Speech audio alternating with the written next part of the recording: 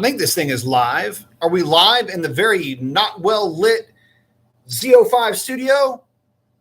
We're live. What's happening, everybody? Hope everybody's having a fantastic, whatever day you're watching this. So, lots to chat about, lots going on in the whole world of Mopar. Lots of cool stuff that I've been up to. So, it's been a little while, though. It has been a minute or two since I've done a live show. Mainly, if you guys haven't noticed, mainly reason why is because, man, I've just been really busy. I haven't had a chance to get on here and really visit with you guys. So if you haven't seen the video, though, was able to run at the NHRA Spring Nationals. Had a real good time doing that. Kind of crazy lead up into that. One of those things where, we had to make everything that we could, had to be right, just right to get that to happen. And we were able to get out there. So running in that exhibition class. If you haven't seen the video, or the videos, I should say, there's actually 3 different videos that are up on that. Check them out. 2 ride-alongs, and then one that was taken by Mean Cat. He was out there getting some filming done and got a great video of the race on Saturday. Arguably the best race of the day. In fact, it was good enough to where we actually had folks coming up to us.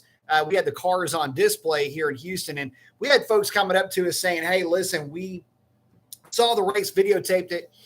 And what was really cool about that is that on the big end of the track, you could hear people cheering when we went through the traps. The cars literally were just barely separated going through the traps. So really cool experience. Very thankful to be able to do that. So definitely stoked about that. But aside from that, it's been eerily a little bit quiet running around the whole the Dodge ethos, so to speak. There's really not a lot going on. And so one of the interesting things about being at Nationals is that, obviously you've got 2 Hellcats that are going at it, and you've got Dodge. Basically, you got Dodge stuff that's all over the place. Like the place might have been sponsored by Dodge or whatever. It's almost like it was a nervous tick to mention Dodge or Mopar. But interestingly enough, we had a lot of folks coming up to us talking about EVs and what's Dodge going to do? Like, we even know what we were talking about when it comes to that. It's really kind of funny. So anyway, it was interesting, though, to get all of the feedback and all the positive vibes everybody was giving us, man. It was really cool. So big thumbs up to the fans out at the NHRA Spring Nationals. I don't know how many people I talked to. It took me a while to even get my voice back. But we were talking, Chris and I both, we're talking to folks 2 days straight, hundreds of people. Got a chance to visit with some folks that, you just don't really get a chance to interact with. And in some cases, that's probably for the best. Interesting cast of characters, to put it politely. So anyway, as far as how'd the car do? Well, this is the fun thing. On both days, I got to tell you, the car did really well. And in pretty much gross DA, hot, muggy, 2000 plus, 2000-ish DA.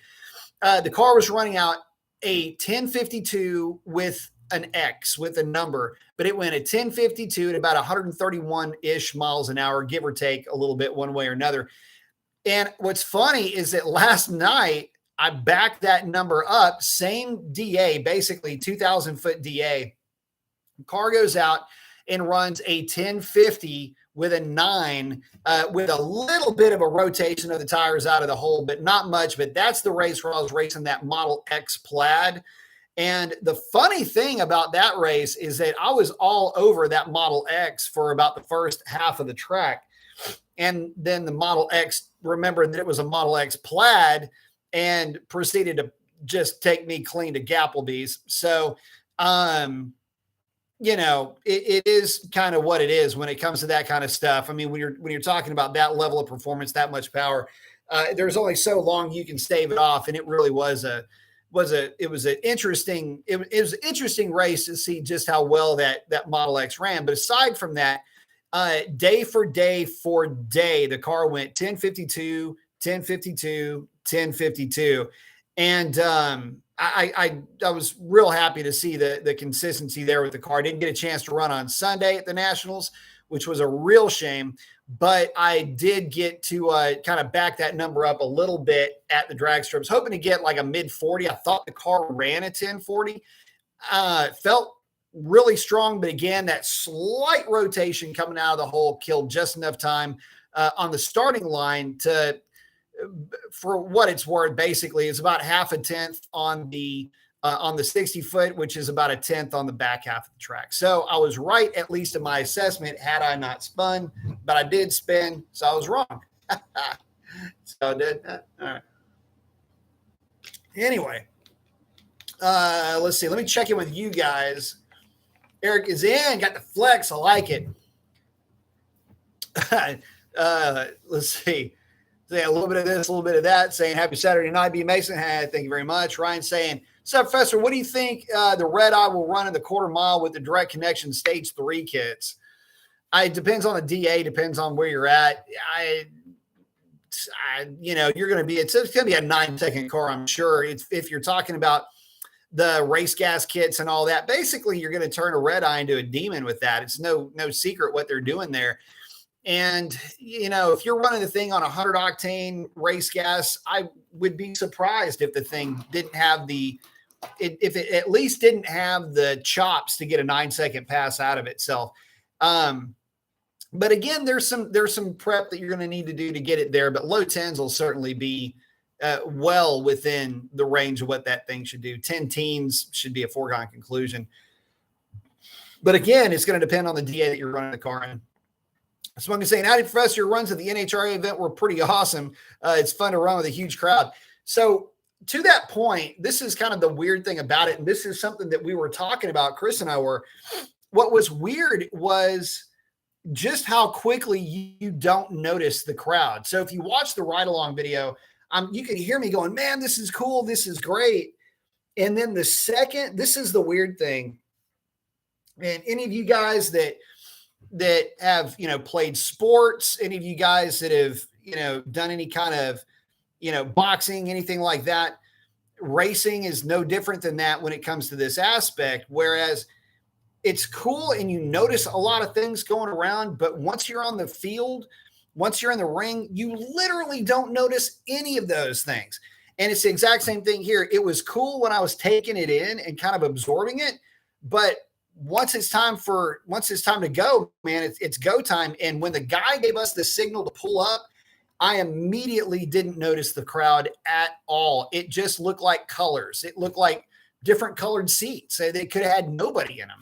And you're looking at the lights, you're going through the normal routine, get the car burned out, staged, ready to go, and then rock and roll. And that's what we did. And I tell you what, the closest racing, again, that you would have seen pretty much all day happened between those two Hellcats. So I definitely, we try to put on the best show that we possibly could, try to put the word out there for the Friday Night Safe Street program. And I think we did pretty good.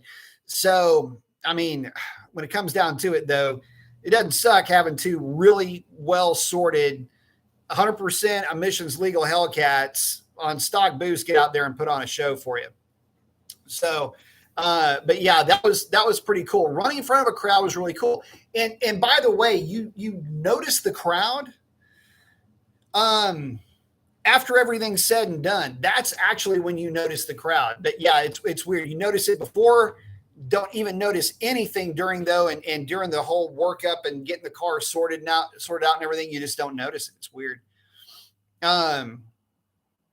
Chuck is in. What's up, buddy? Smokey say RacerX just shared a video about the Dodge's, the new Hornet coming out. Yeah, that's the little crossover. They've been talking about that for a while, and it looks like they greenlit that car. I think it's based on a Maserati, I forget what it is, platform. But yeah, that would be pretty cool if we can get some more info on that thing. Smoking 05's also asking, are you still using your Archangel battery? Yes, I am. How's it holding up? It seems to be holding up pretty good. Do you keep it on a trickle charger when not driving? No, I don't do anything with it any differently than a lead acid battery. But the good thing about the Archangel is it is a big chassis battery. It's got a lot of reserve capacity. So no real reason to treat that battery. At least I have had no reason to treat that battery any differently than I would any other normal battery. And KDC is saying, what up, Mason? Oh, got the arm flex. So updates on the car and some other stuff that's going on. So interestingly enough, the lead up to nationals was kind of nutty, and I'm going to probably save this for a standalone video, but I mean, it's just a few of us hanging out here right now. So there was all kinds of weird crap going on during this lead up to the nationals, between just normal personal weird stuff going on.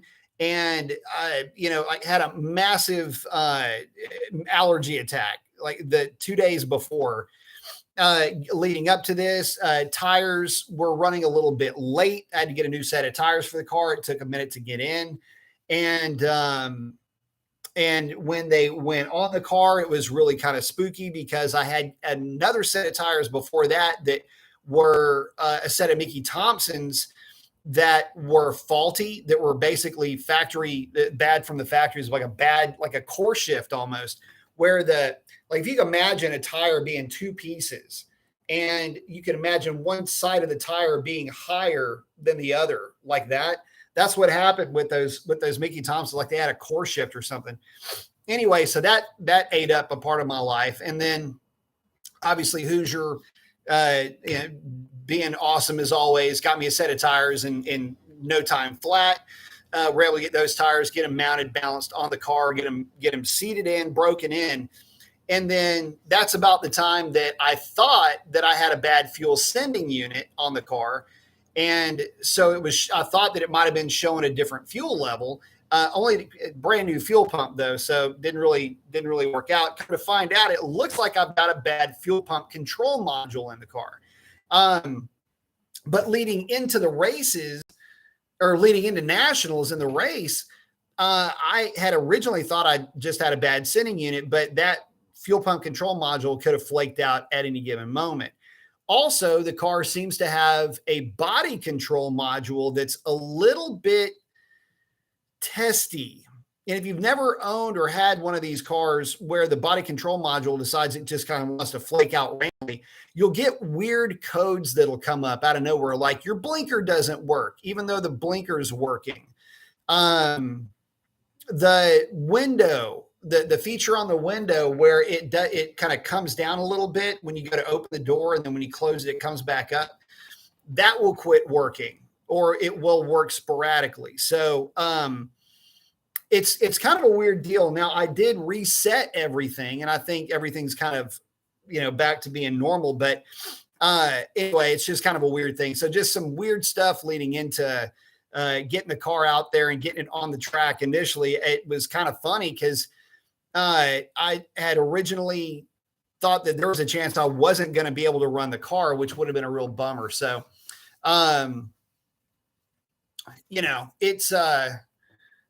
it's just kind of a weird thing. And, it is what it is. These things are never really as as seamless as you would like for them to be. And then one of my shocks making a weird noise, like a thunking noise. Take the whole thing apart, can't find any problems with anything. I don't know, man. What do you want me? I can't say. It is what it is. So anyway, waiting to get a new fuel pump control module. May also have to put a new body control module in the car. We'll just see what ends up happening with that. I am going to say this. I've always had goofy body control module issues, though, with these cars where something will happen about once a year. And then it's a disconnect the battery, let it sit for a minute, hit the brake pedal a couple of times, the horn, light switch, whatever, just discharge whatever you can, hook it back up, and everything usually works fine for about the course of another year. So that's, who knows? Couldn't tell you. But anyway, let me get back to you guys.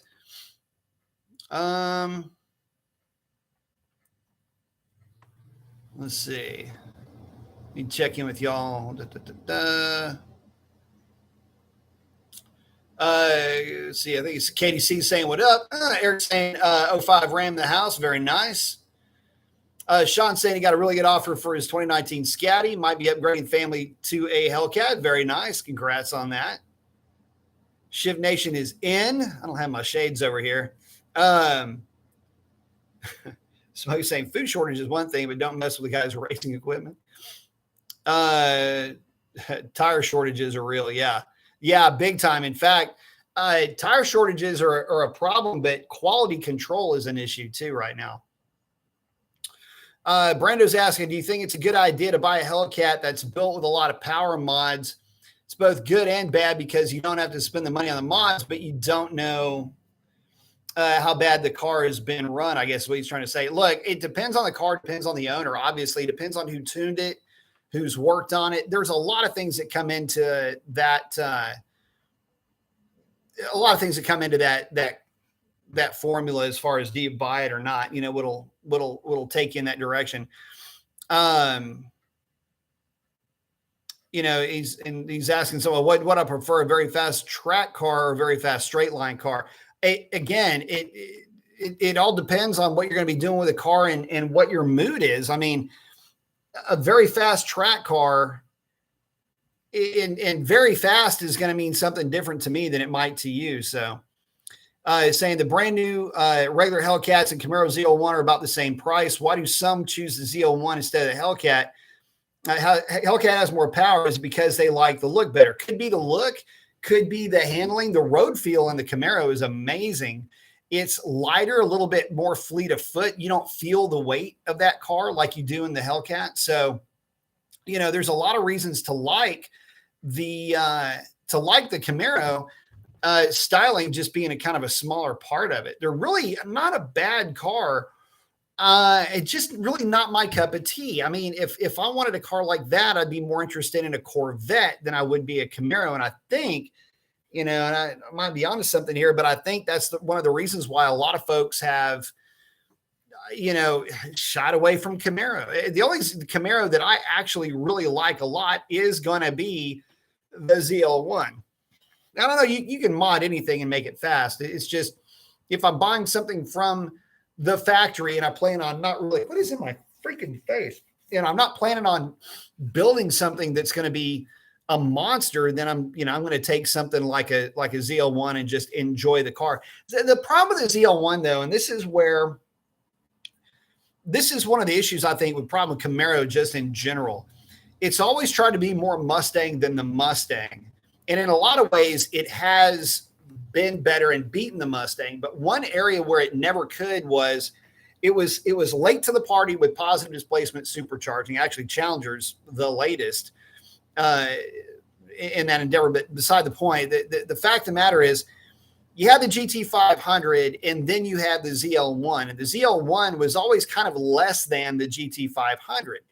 It just never did carry that panache. And the issue that I feel like they had with the ZL1 in general was that it was built to a specification.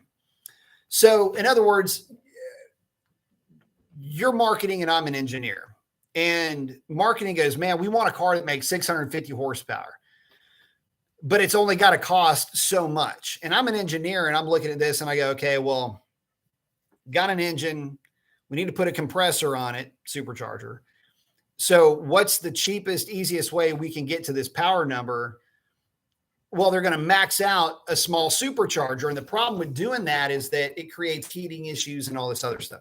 Long story short, best thing that you can do when it comes to deciding between a ZL1 and a Hellcat is, if you want something that handles really well and you're contemplating going the ZL1 route, you're going to want to make sure you're buying it specifically for the handling of it. If you want something that's fast in a straight line and is going to be durable, that's the key term here. The Hellcat is at the absolute top of the food chain, dollar for dollar. And then from there, it's just determining what your budget will allow. Let's see.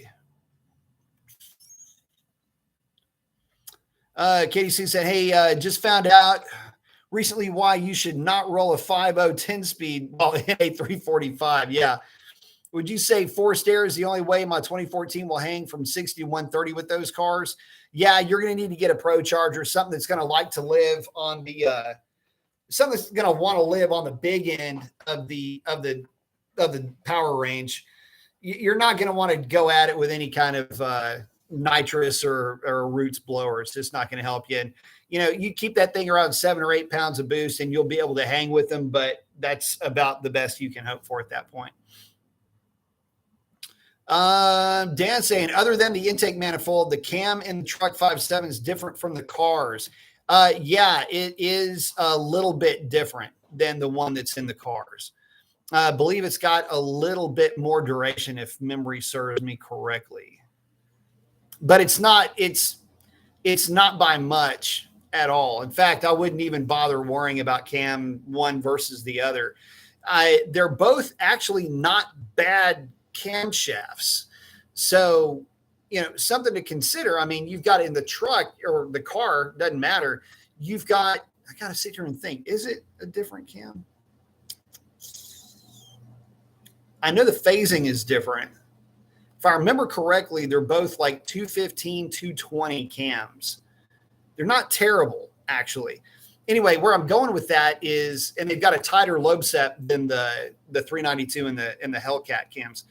They're not actually terrible cams. The thing that I would be more concerned with there is if you're asking because you want to swap cams, depending on where you want to go with this thing, you would be better off getting something with a tighter lobe separation angle and just keeping the same valve events in essence.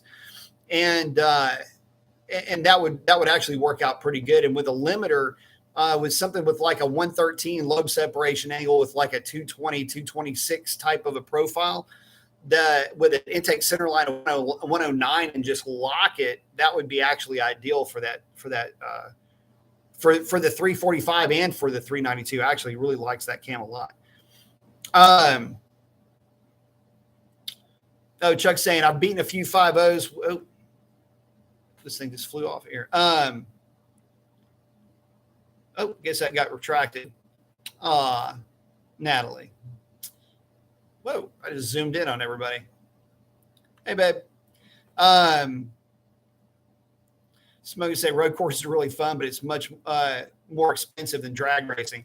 Yeah, there's a reason why I don't do road course stuff anymore. Can't afford it. So even autocross, if I were to get back into doing autocross, I would use the Mustang to do it. But I mean, I would have to have a dedicated set of wheels and tires. And the trick is just to put a set of Atturo AZ850s all the way around the car and just fry them off the thing. And when you get done with them, they're super cheap to replace. So, if you're into that kind of thing, there is a set of tires you can go with. The Atturos are really good and they're cheap. So that's the direction that I would personally go.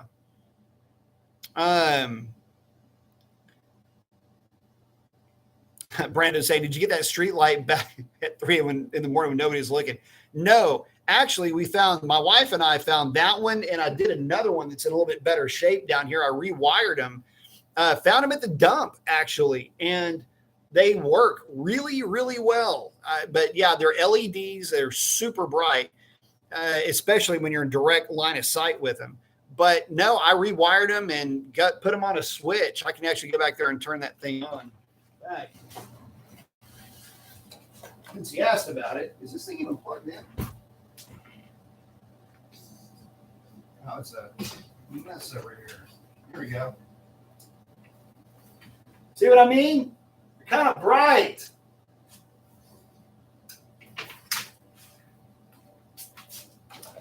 So yeah, that's the reason why I don't ever turn them on. But I did. I rewired them and hooked them up to a switch. They're cool looking. What's funny is that if you're not looking right at them, even if you're at just a little bit of an angle, you can't tell that they're that bright. But because of where they're sitting, if you, like I say, we just saw, if I turn it on, it'll blow your eyeballs out. X is in saying, whatever, Professor B. I got the flex. Saying you use the mother's back to black and it works great. That does work well. Remember though, it is a maintenance product. Brando's asking, do I wash my own Hellcat and do I change the oil in it yourself? Yes, I do. I do all my own washing, all my own detailing. I do all my own paint correction, and I do all of my own maintenance as well. Himmy Dad saying, Chuck, I met a new Challenger owner last night, and his comment was these Challengers really are a special thing. I agree. There's nothing really like them being made anymore, which is true. Oh, then, yeah, Chuck saying it depends on which 5.0 it is. I'm beating a few with my RT shaker. And a lot of it has to do with driver skill, too, which is absolutely true. Himmy Dad saying, absolutely. So I can say, wow, that light is bigger than it looks. When you walk up to it, it's huge. So that's something you don't realize is how big those lights are. So let me just grab this one real quick. You can see how big these lights really are.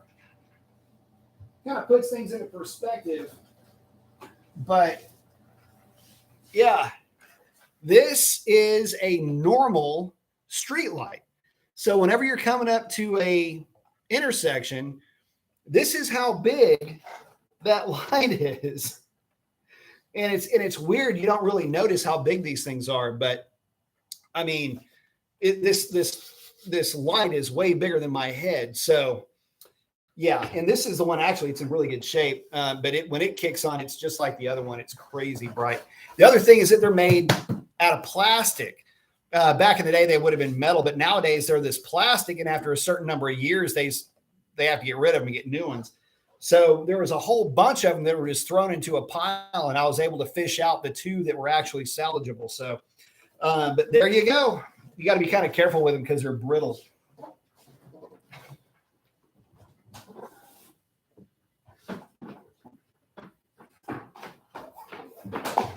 All right, let's get back to you guys here.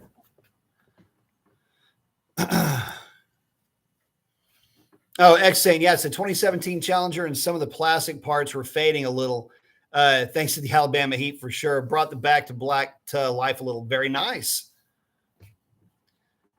Yeah, that stuff does work good. X is saying it's a big ass street light. That's the thing.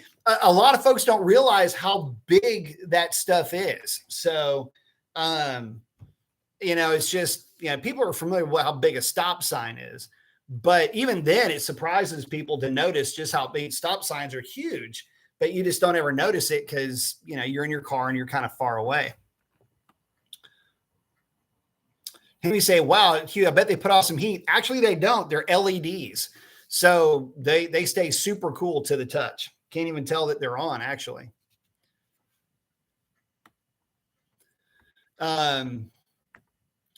But I'm going to try to get you guys some. In fact, I got all kinds of different crap that we pick up over there. Anyway, really cool stuff. But I'm going to try to get you guys updated with the latest stuff that's going on with the car.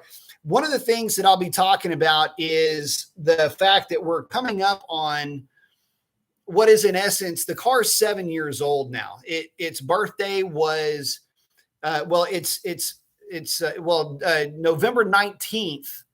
2014 was when its paperwork was put into play for production. I think it was probably rolled off the showroom floor, I'd say sometime within 72 hours of that. So probably around September 21st or something like that is its actual birthday. But, by build date codes, its birthday is November 19th, 2014. And so, you figure the car's 7 years and change old. And so you're going to start to have some issues coming up with the car. And what I'm wanting to do with this is I'm going to,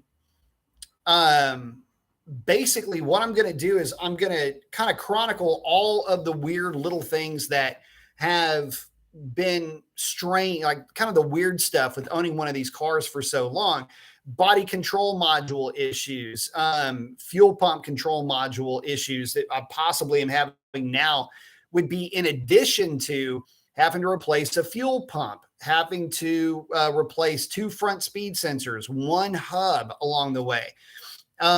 Me personally screwing up some of the wiring for one of the rear shocks, just because, there's certain things you have to take into consideration when you start putting racing wheels and tires on these things, and basically zip tying certain wiring out of the way, stuff to remember basically when you're new to this, new Dodge game, so to speak. And with so many of these cars coming up for sale right now, a lot of these cars are getting bought by first-time Mopar owners. It's a good idea to have an idea or a good idea to get out there some of the issues that you might have along the way, if you're planning on buying one of these things you're going to have to save up for and make sure that you're aware of potential issues. So that'll be another video that I'll be doing here pretty soon too. Chuck saying huge.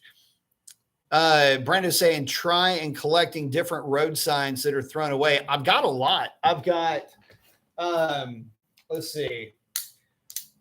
I've got more back here. So some fun ones that I've got. This one came off of this is actually one of my more favorite ones because it's that gray look. Anyway, I haven't figured out what I'm going to do with this one yet, but found this one on the side of the road. And yeah, I am that dude, by the way. I will pull over and pick up. I will scavenge like you wouldn't believe. I've got a number of stop signs. I've probably got 5, 6, 7 stop signs over here.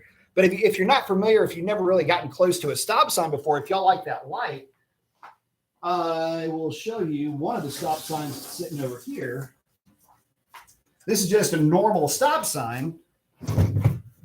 But again, I mean, you get next to it, you don't expect these things to be that big. So anyway, that little red octagon that you see when you're pulling up to it, this is how big that thing is. They're actually really big. Another road closed detour sign that looks like it got ran over. Kind of the same idea. It's just square. So got all kinds of stuff like that.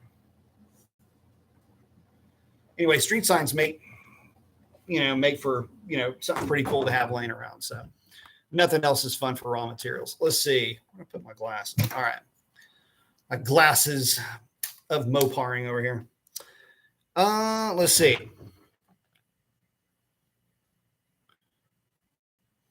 Smoto 5 saying, be cool to have a Woodward Avenue sign. I'd actually like to get either a Westheimer sign or a Rankin Road sign. That's some Houston road signage for street racing back in the day. Center Street would be another good one too. X is saying, I've wanted to drive a 392 or a Hellcat, but I don't want to feel disappointed when I go back to my 5.7. Does that sound reasonable? Actually, dude, I got news for you. I drive a 5.7 truck every day, and I never feel let down or bummed out when I get into my truck after driving the Hellcat. I really like the 5.7s, guys. I really do. And there's a part of me that would love to do a 5.7 build, but there's only so much, so much money in the bank and so much time that you have just to be able to put towards some of those things. So,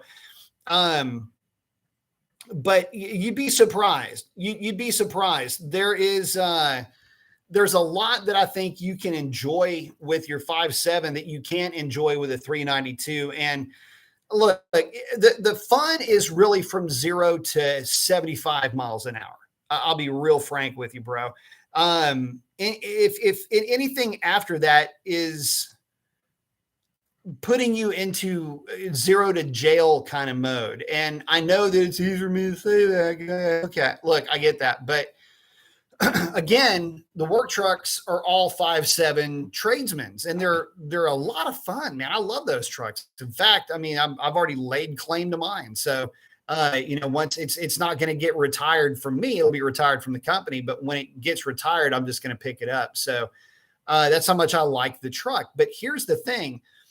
The thing about the 5.7 that I like so much, and this is something that a lot of people just don't get, is that when you have a 5.7, one of the cool things you can do is put a good tire on the back of it. Doesn't necessarily have to be a drag radial, but that really does help. And you can use 100% of the horsepower that you bought, and it will scoot from 0 to 60, 0 to 75 miles an hour.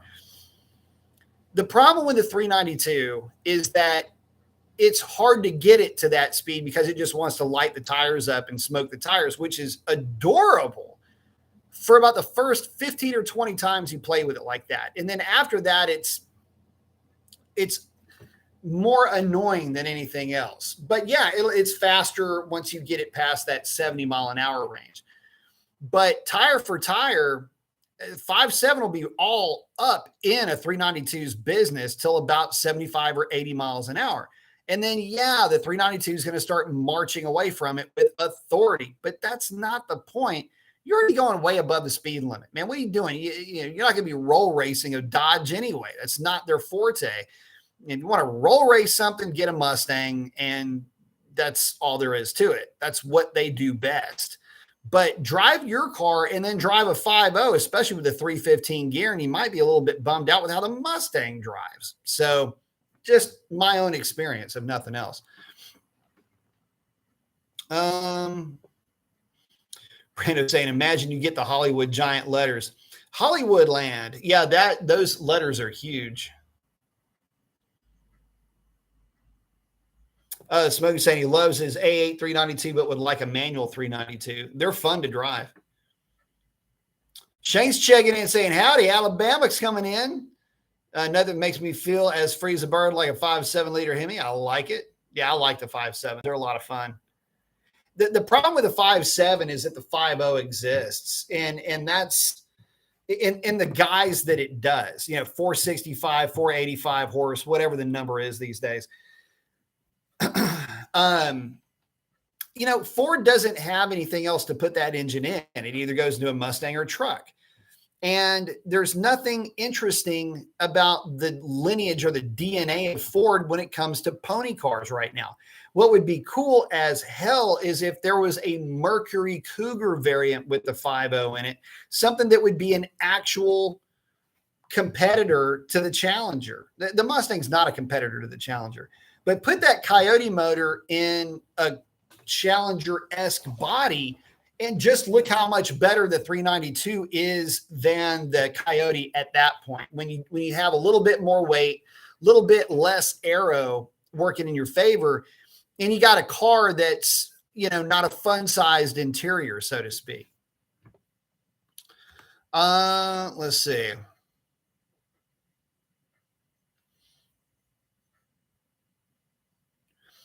Oh, X saying that makes sense. X is saying that makes sense. I've never been bored with my 5.7. I've never been bored with mine either. Like we say as a group, smiles for miles. Absolutely. It's a grin on my face. And I mean, it's a great truck. I love them. The cars are fun. So you'll never hear me complaining about them.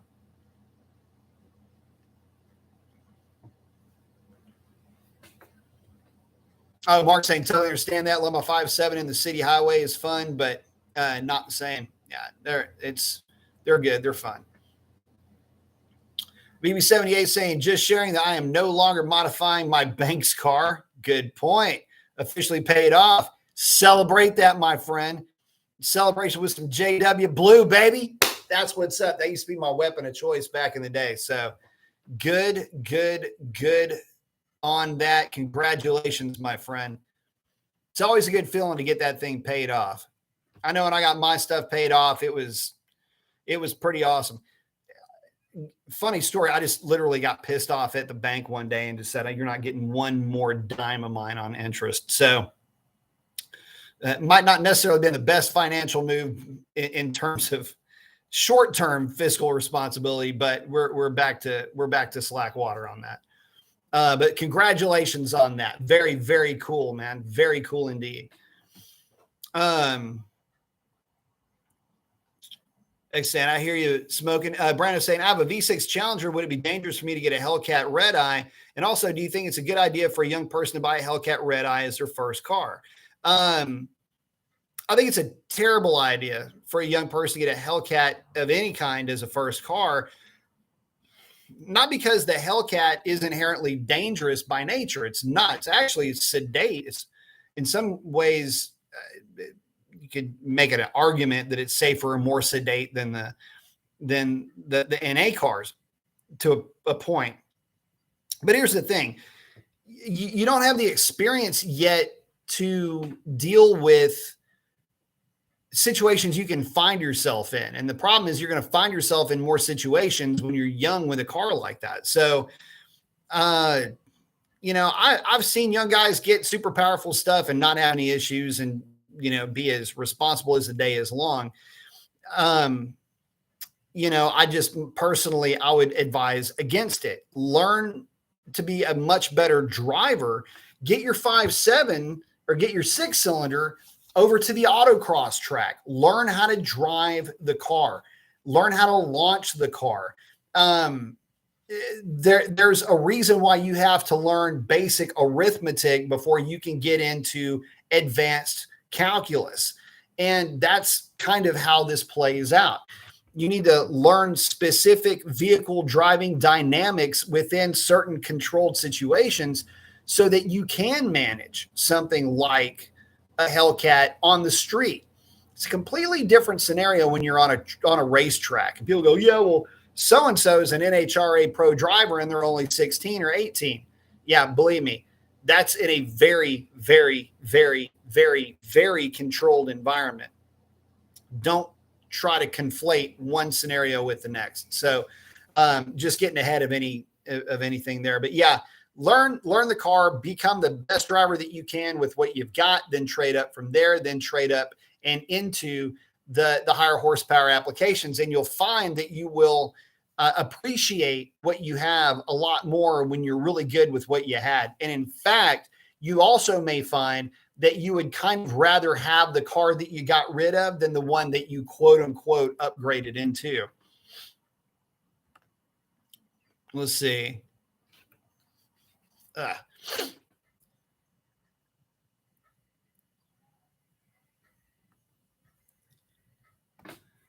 Marcus is saying, sadly, mine still has templates on it.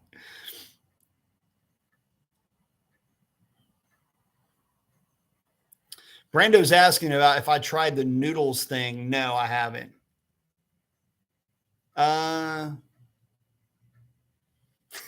Shane saying, Miami's got 395 horsepower and 410 pound-feet of torque, a freaking land jet. I tell you what, some of the nastiest vehicles on the street are the trucks for a couple of reasons. Smoking 05 saying banks are really not the best sponsor. No, they pretty much suck at being a sponsor. Viral J's asking, is rod bearing failure fixable? Just happened and trying to find out what I should do with it. Yeah, it's absolutely fixable. Rod bearing failure is kind of a rare thing if we're talking about Hemis, but it does happen. In fact, we had an LS3 spin a bearing on the dyno on a real mild combination. Stuff happens, man. It is fixable. And it usually requires new bearings, sometimes a turned down crankshaft, and that will usually get it taken care of, but that's going to take some time through a machine shop. So it's just something to take into account, the time that thing's going to be down as well.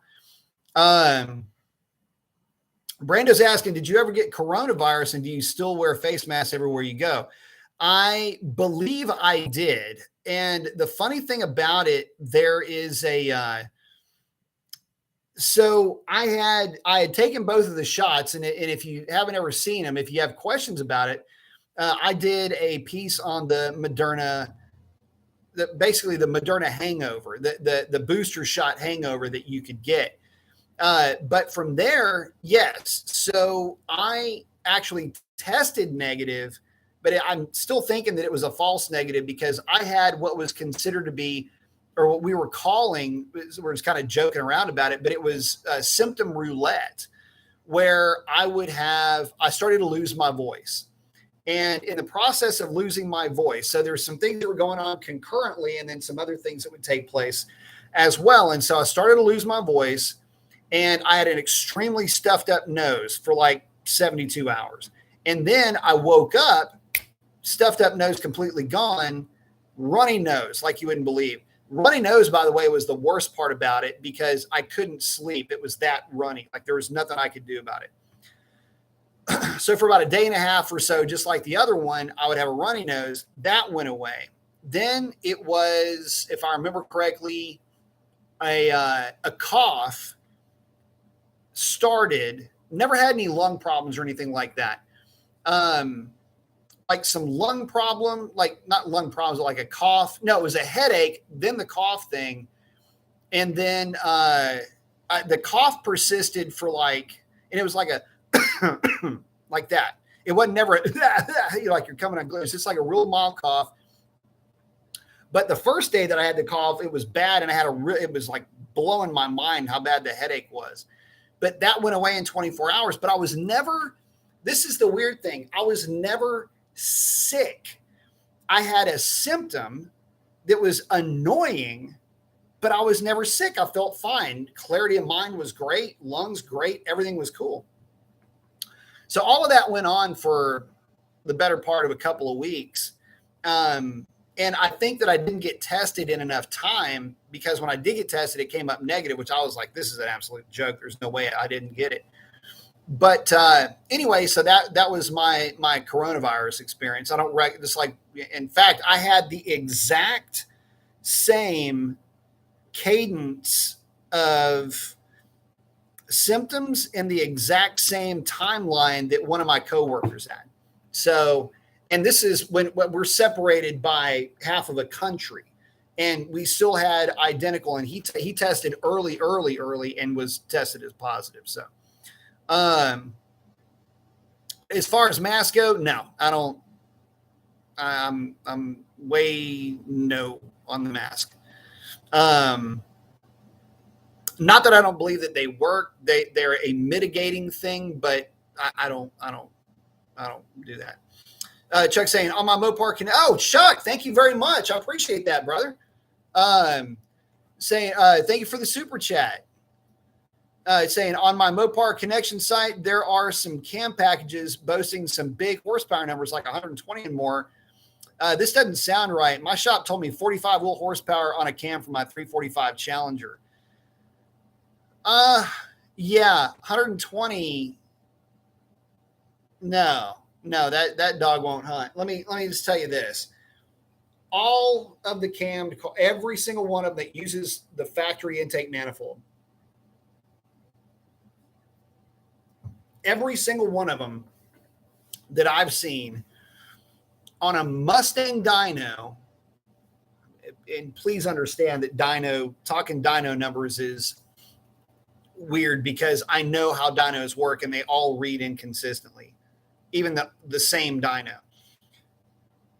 But with that out of the way, stock 5.7s would put down 335 to the rear wheels, a healthy number, by the way.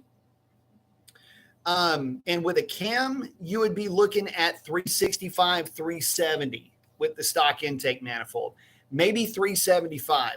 You would probably see somewhere around 385 or 395 with a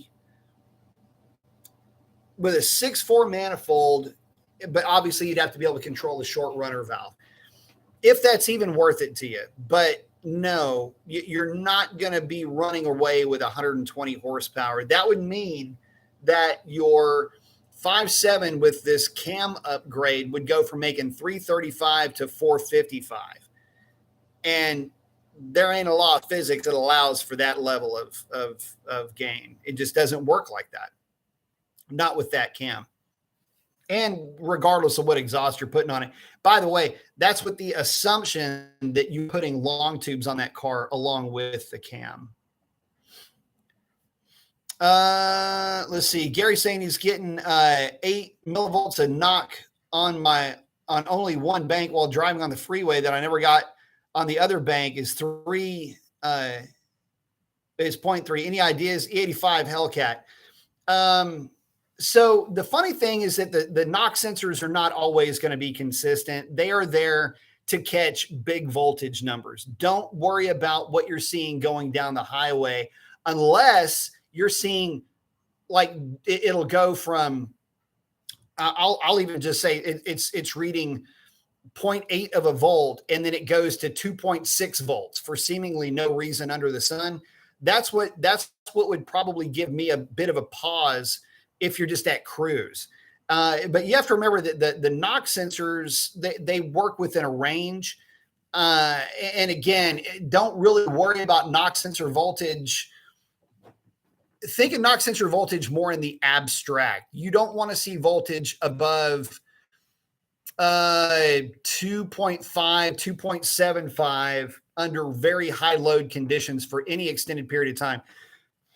You might see some noise here and there, but you won't. And noise just means you'll get like out of nowhere, 1.5, 1.6, 1.4, 2.5, 1.5, 1.6, 1.4. That a lot of times that's just considered noise. It's just like, whoa, it just kind of freaks out a little bit. Don't worry so much about that. Worry about seeing patterns with higher voltage just in general. Especially when you see the thing really start yanking that timing back, it's probably because you've really gone above that 2.5 volt threshold that a lot of tuners just shouldn't like to go above. You got to remember, back in the day, tuners, Diablo was well, at least some of the tunes that I saw that I was told came from Diablo.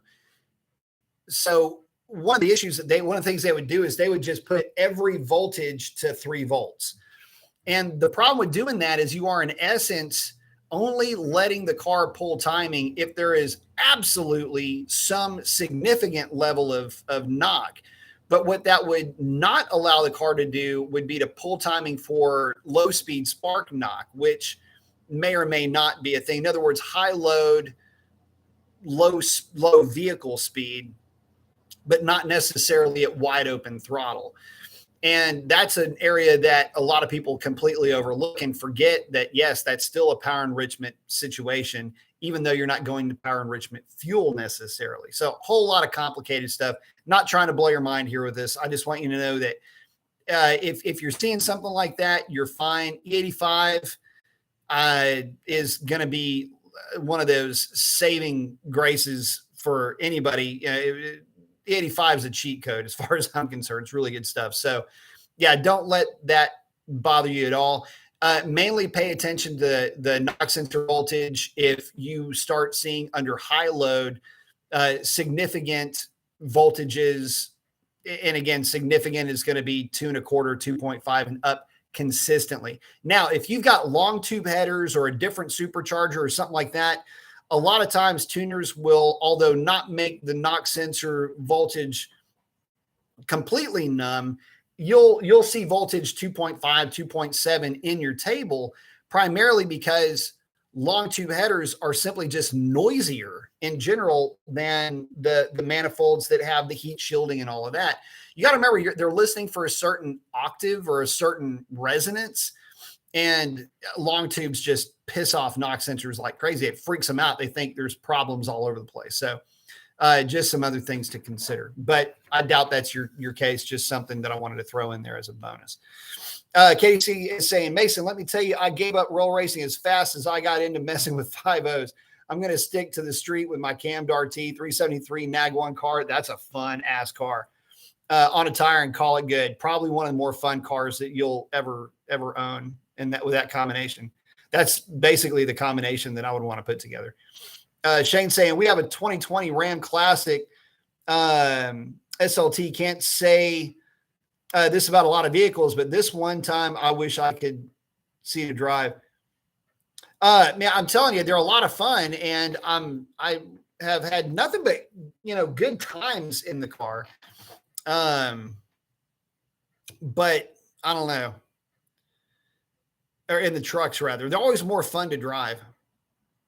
Chuck saying, okay, that didn't sound right. Yeah.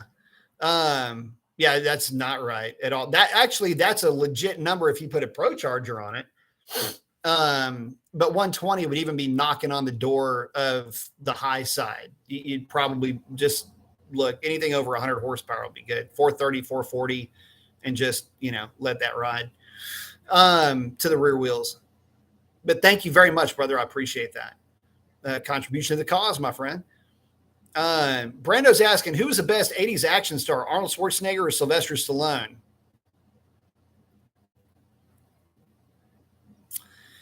Now, I'm surprised at this question. I think there's a fellow by the name of Carlos that might have a little bit of something to say about that. But between those two, I'd have to give it to Sly, basically because of the Rocky franchise. But I say that. See, Arnold Schwarzenegger has so much more of Stallone was more specialized and wanted to tell a story. kind of a heady dude. But on the other hand, Arnold Schwarzenegger just wanted to entertain you and played the part better. So from that point of view, Arnold Schwarzenegger is definitely going to be better. So I'd have to go that way. But Chuck Norris is the best 80s action star. Mr. Carlos Norris trumps both of them without a doubt. Brandon say, do you believe all these 18, 19, 20-year-olds on YouTube own these very expensive cars? I think I smell daddy's cars. Actually, what you're smelling is rentals in many cases, and certainly they're lease cars. Chuck's asking, can I run 89 in my RT Shaker without sacrificing performance? It's optimized for 91. Yeah, you can actually get away with quite a bit with 89 octane. As a matter of fact, I had tuned my, and I say tuned, it's loosely put, but I tuned my old work truck on 89 octane. And I was putting down numbers that were basically the same as trucks that were tuned for 92. The timing isn't going to change realistically between the two fuels, especially for that truck. So, or for that combination for the 5.7. And definitely it didn't make a difference on my truck. So yeah, it just without a tune or anything like that, you can absolutely run 89 octane in it. And I don't think you're going to have much of a performance deficit. So think of it like this. There's not that big of a difference between 89 and 91. In fact, some of the 91 that you get is probably closer to like 90. So, you know, Shell 89 versus wherever is 91 could roughly be about the same fuel. So just something to consider along the way there. Gary, thank you very much, buddy. I appreciate that. Didn't have a question to go along with that with the super chat, but it's got the pair with the number one fan. I like it. Going, yeah, woo. Thanks, buddy. Appreciate that.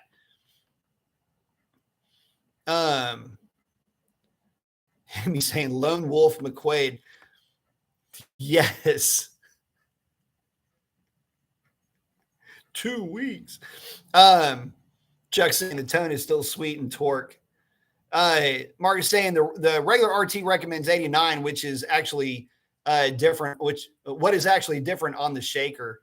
There's nothing in the tune that's different on the shaker. So couldn't tell you that one. Mono Red saying, "Sup, Professor? Late to the game, but just ran a personal best of a 10:31. Awesome. At a $1:35. Very good. That's moving out, brother. Good job." Chuck saying, "Done." Mono Red saying, Yeah, that's really good. Congratulations, bro. Smoking 05 saying, "Did you see the Holley Skyram engine dyno?" No. No, I haven't, and I'm looking forward to seeing it. Saying it made power like an old 440 all torque. I bet that it did. No, I have not seen it yet, and I am definitely looking forward to seeing it. In fact, I'll be watching that probably tonight. I've been really kind of looking forward to that. So, so very cool. Chuck saying, "Don drives my car, only faster version." So yeah, for you guys, man, I tell you what, there is a build. If I only had the time or the room to do it, it just drives me nuts. So many projects, so little time. The car that I really want to build though is a 5.7 shaker, and I would just have to find one. It wouldn't even want one to be all that in greatest shape. I mean, just as long as it's a 16 or a 17 and up 5.7 shaker, that's really all I would need. That would be the reason why I'd want to build one is it's one of those things where it's like an everyman's hot rod. The problem that you run into is that the cost of the things right now is pretty high. So that's a bit of a deterrent, but I think that car with a 373 gear or a 392 gear really a 373 would be better. Just 370 out of a Hellcat with a set of long tubes, obviously the newer style exhaust, and just a real fun, aggressive trans tune, 93 octane type setup. That would be really good. And the thing is that you would have a car that would probably have no problem running 12s. That'd be like a 1280, 1240, 1250-ish car, depending on the weather. Put it on drag pack. But it'd be a 12-second car, for lack of just any other better way of putting it, that would never, ever, ever wear out. And I mean, leave the stock intake manifold on it. I would probably go with a 392 manifold. In fact, I've got one that I need to pick up just laying around. It's kind of funny. I'll probably end up building a car around that intake, but, just put a 392 intake on it, some way to control it, and just build something that is a riot to drive. And that would be the car that would be a car that it would be probably the best trainer car. And that's something that I would put Natalie, my wife, in, even though I don't want to do it. She'd do it. Get her at the drag strip, put her in that car. Get my sisters back into drag racing. As their kids get older, put them in that car. And that would be the car that you would train them in. And, you put a drag pack on the thing, teach them how to do a burnout, stage it, and then watt. And, you've got a mid 12-second car that is just a whole lot of fun and be a lot of fun on the street. And that's where a lot of folks forget that's where you have your fun. Yeah. A lot of times going to the drag strip, don't get me wrong, it's fun, but it's a lot of fun for me because I've been doing it for forever. And I've got a lot I've built up a skill set over the years to where it's just like anything else. If you do it enough, you end up being halfway decent at it and you're consistent. And a lot of the fun comes in the consistency. So, Chuck, thank you very much, brother, saying get a 5.7 Shaker B. I would love to see what you would do to it, bro. I tell you what, man, if I can make it work, it may happen at some point, but it's a lot of it has to do with time and just having the space to put stuff. And I'll tell you what, the Hellcat, that car, I have grown so attached now to the Hellcat for a number of reasons. I couldn't let that thing go, but it's one of those things where you literally run out of room to put stuff. But I think that type of a setup and that type of a combination, long tube exhaust, maybe it has an intake on it, maybe it doesn't, talking about the manifold, but 370 rear gear with a nice solid trans tune. Put the thing on the dyno, find out exactly where it's going to make power. That's, set the trans just right, just to where it'll take advantage of it. Put a diff brace on it just because we do that. Again, put the drag pack on it, get it out there and just watt the thing and see how it runs. But again, Chuck, thank you very much, man. I really do appreciate that. That's very generous of you. Again, I really do appreciate it. Modern Red saying, rice, spoiler alert. I'm not going to rice it out. Actually, let me tell you what I would do though. It would basically just be any generic 345, probably put some 345 badges on the side of it. And it would look like every other shaker that's out there, have a little bit of a rumble to it. I already know exactly what cam I would put in it. Oh, am I giving something away? I probably would end up putting a cam in that thing. It'd be the Joker grind, more than likely. And set of Stanky tie bars and collars, PSI 15, 16 springs, and, put something together that is just a whole lot of fun to drive. And really, here's the thing. The thing about the 5.7 that still intrigues me so much is the fun factor and what people forget, again, you're going to hear me say, I guess this is like a drinking game. Every time you hear me say forget, you got to do a shot. But what a lot of people forget is that tire technology can only take you so far in this game. And when you've got a 392 with all that torque down low, it just wants to fry tires, right? When you have a Hellcat, the problem with the Hellcat is by the time you can actually get the car to hook up realistically, especially on street tires, you're already going the speed limit before that car is honestly going to hook up. If you take traction control off, you'll find out pretty quickly that thing will actually haze the tires at 65 miles an hour. So, and then you watt the thing and it carries you to 110. And that's the thing. I would rather have fun the way that I have fun with Sierra, or the way that I have fun with Foxy, which is, okay, let's go do something stupid real quick and go, like, I'll drift Foxy, around one of these real long turnaround deals that, like the real wide ones that we have down here, where I just get started, second gear, just whip the throttle real hard, pitch it sideways, carry the thing sideways all the way through the what would be the apex of the drift. And then as the car starts to fade into a four-wheel drift, power shift third, and just let the thing carry. That is a lot of fun to do. And that car is like on its very best day on slicks is a high 11-second car. Sierra is at its very best on a set of the best track prep ever is maybe a 14-second truck.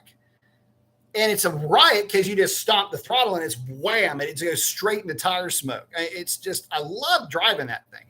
Plus, it's super chill, puts me in a good mood. And if you're not trying to smoke the tires, you just putters wherever you want to go. That's the way I envision the 5.7 that I would like to build. The 5.7 that I would like to build would be something that is just a stoplight to stoplight monster that, if you want to take it on a cruise, you can, but the reality is that it's there to sound really good and to just absolutely trounce fools stoplight to stoplight. I don't need a lot of torque to do that. I need a lot of traction and a real responsive car to make it all work. Throw in a converter if you want and go from there. So anyway, let me get back with you guys here. But we can all dream, right? Oh, now I see modern. Yeah, spoiler. Oh, sorry. Yeah. Misread that. Chuck saying, Don, you were my inspiration, bro. It's just a time and money thing, like you said. Yeah, that's the main thing, man. It's just time and money. I agree with that. Modern say, I'd love to see what you do. I've been thinking about it.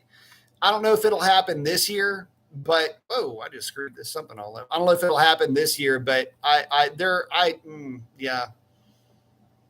have found myself looking and then kind of bringing myself back and then looking again and then kind of bringing myself back on that. Let's see. Just lost my spot. Oh, if you were doing a slow budget 5.7 build with a planned growth, say spending $2,000 right away with another $10,000 to spend over the next year or two, where would you start? Well, I'd start with the way I always tell people to start. You start from the ground up and you start from the ass and then move forward. So get the gear that you want in the car. First things first, though, you have to put a tune, unlock the computer at least. But start with a rear gear, a diff brace, and that'll basically eat up your first $2,000. And then from there, it'll be full on tune with long tubes and the exhaust that'll work with whatever you want to do with it. And then from there, if you want to throw $10,000 at it, put a blower on the car and call it good. Don't worry about camshafts or anything else like that. That would be how I would put one together. And that would be, by the way, a riot to drive. Modern saying, Chuck, just glad she's holding up. Well, why do I keep doing that on my side? I keep screwing something up on my screen. Brendo's asking, are you considering getting a motorcycle? Which kind do you like? Harleys, fast bikes, or choppers? So I used to do track days with motorcycles. So I've had RC51, which is a Honda V-twin. Love that bike. It's a big tank of a bike. It's basically the Challenger of sport bikes, if you want to think of it that way, or the Mopar of the sport bike world. But and then I had a GSXR 750 with GSXR 600 exhaust cams. Did a lot of work done to that bike. That was my track bike though. What kind of bikes do I like? It all depends on what I'm going to be doing with them. I like anything with two wheels and an engine. I don't have a preference. It just depends on what I'm going to be doing with them. I find myself attracted to sport bikes more than I'm attracted to cruisers. But if I were to put together a cruiser, it'd be just basically a peanut bob with really no legs, just a bar hopper more than anything else. That's the kind of style that I like. And if I were to put together something, like something long distance or something like that, then I would obviously just swing straight to the Goldwing because that's just an awesome bike, or a Valkyrie, something along those lines. I also like Triumphs a lot. Speed triples are an awesome bike. So, like I say, I like all of them. There's literally not when it comes to motorcycles, there's nothing that I don't like about motorcycles. I love all of them. And I don't have a favorite. They all have their place and they all have a purpose. Let's see. Chuck saying, keep your kitty, but get the RT shaker. Hell yeah. Yeah. That's what I would be looking for, anything, if nothing else. Brandon's asking, when am I going to do Ferrari and Lamborghini car giveaways? I wouldn't, because I'm just really not into Ferrari or Lambos. Chuck saying, I started the miles at 0. Monterey saying 5.5 years for me and loving all 345 cubic inches of it. Nice.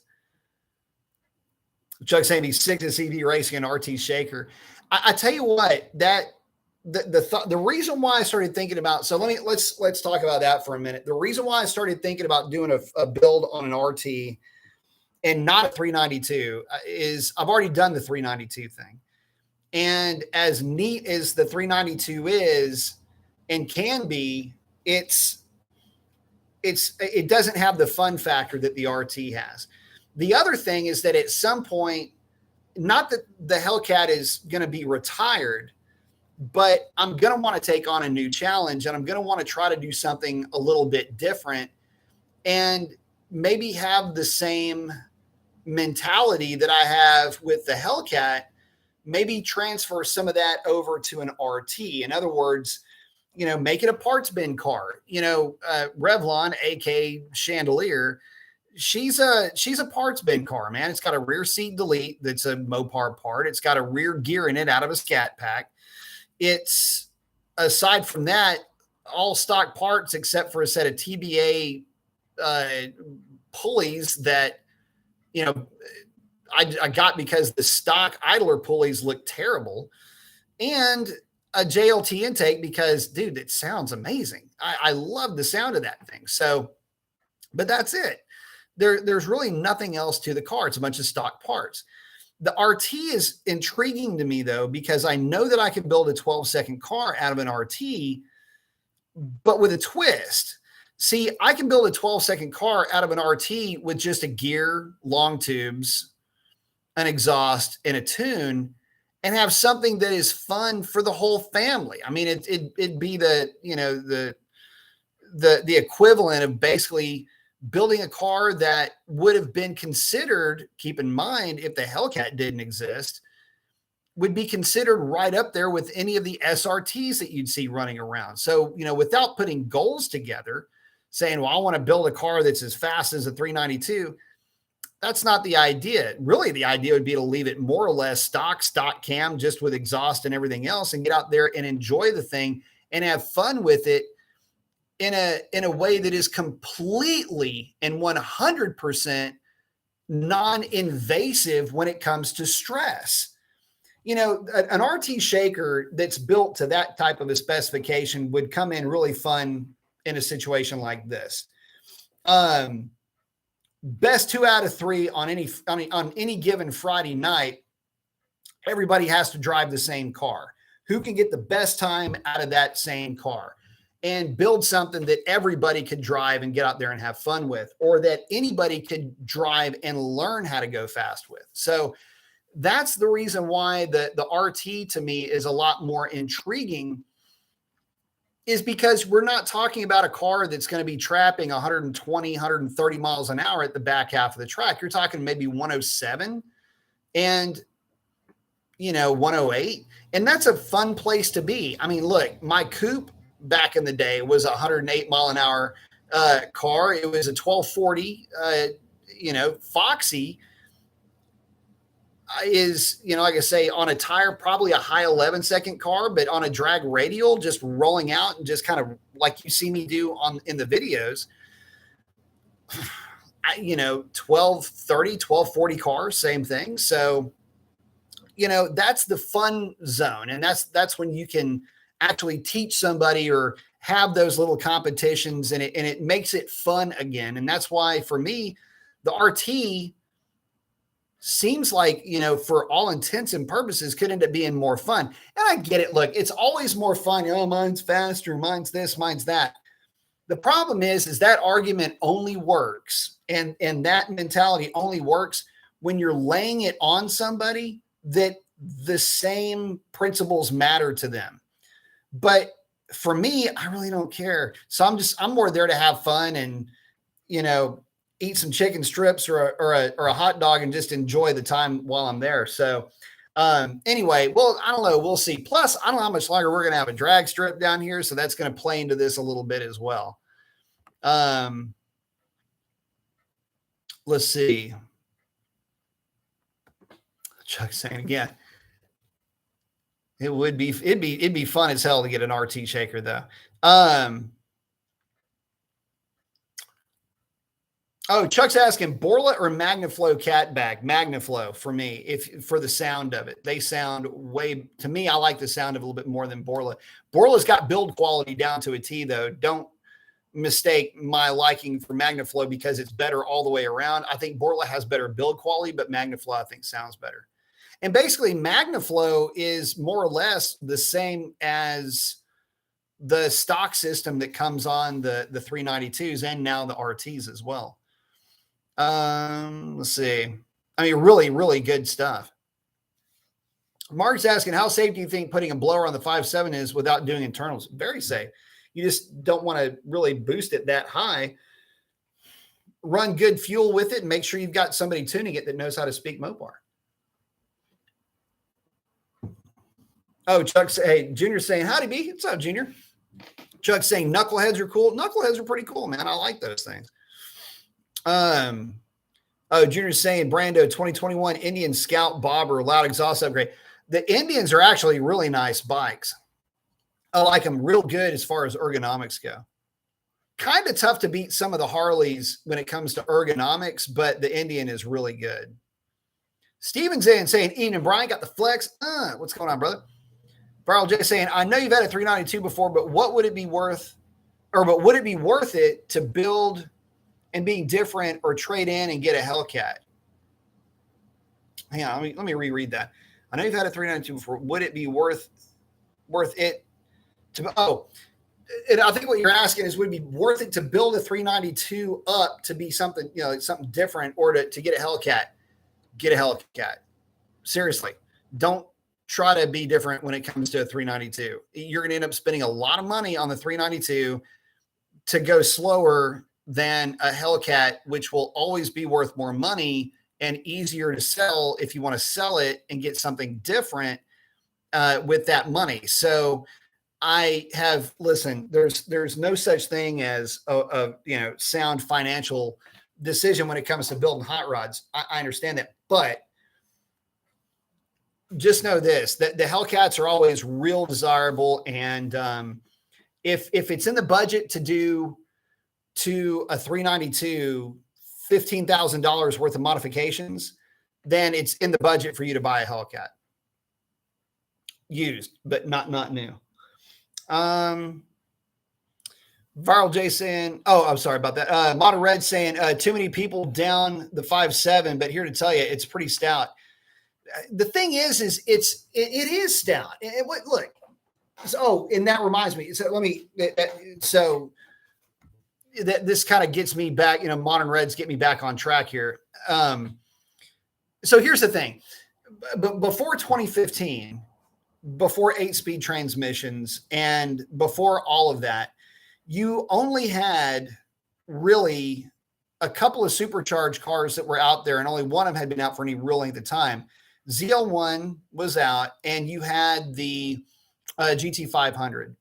But those were halo cars, or at least considered in a way to be halo cars. Nobody was really buying them.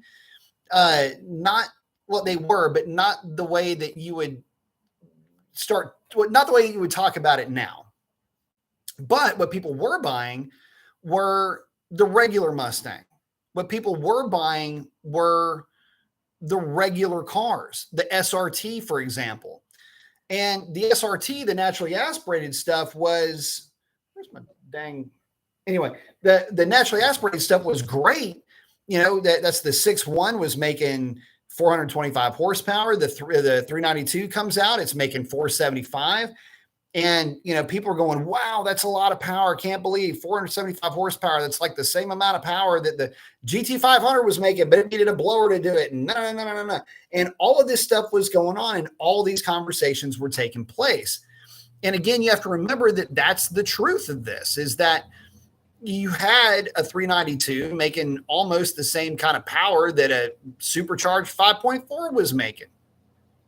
So at that time, a car making 400 horsepower to the rear wheels or 375 horsepower to the rear wheels was a really big deal. Like, that was a thing that you wanted to experience. I mean, that was at least a 12-second car, and if not faster, depending on the chassis that it was in.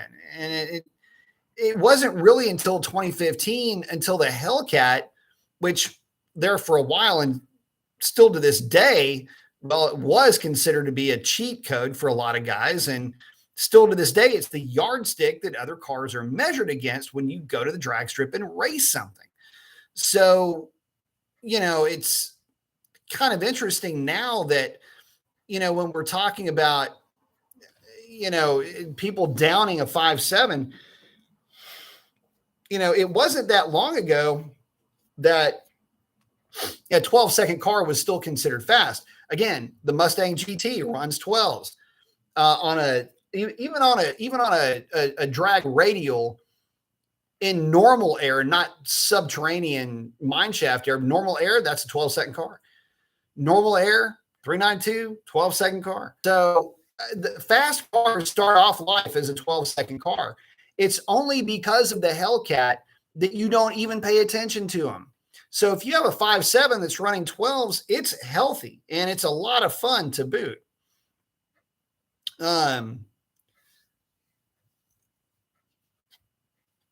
Brenda's asking, who was more popular in wrestling, The Rock or Stone Cold Steve Austin?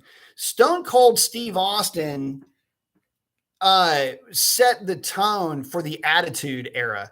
But, The Rock obviously was really good too, but Stone Cold had a completely different fan base, a completely different fanatic fan base.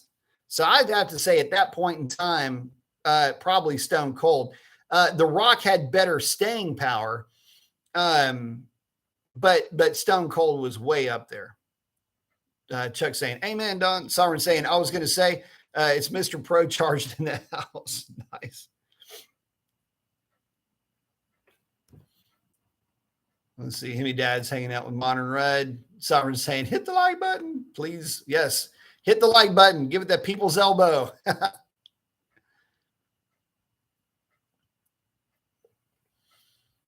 Oh, Guitar Man saying, I've been thinking long and hard about trading my Mustang for an RT Challenger. What do you think, manual or automatic? If you've got a Mustang and you're getting into a Mopar, don't get a manual. Get the 8-speed automatic, because you want to pair the car with the transmission that best suits its personality. And in my opinion, it's the 8-speed automatic.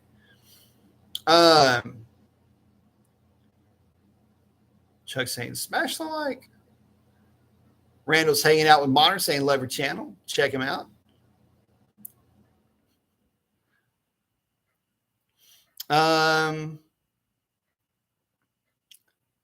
Modern saying, oh, at Himmy Dad saying, thanks, brother.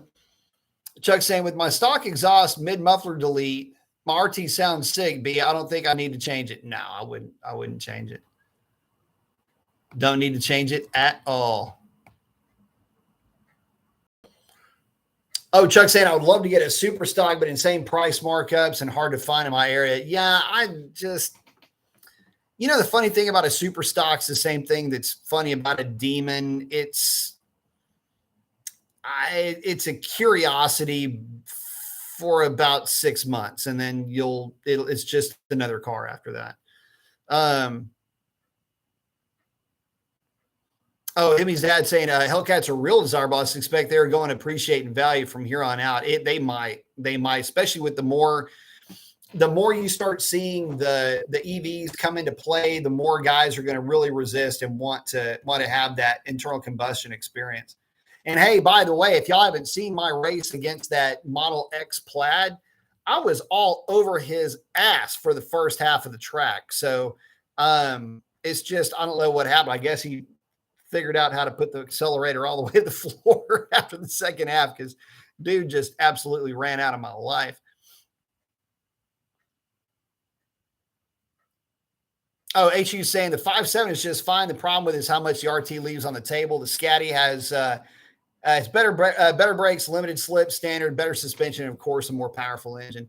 Yeah, the corporate V8 is a little bit neutered from the factory.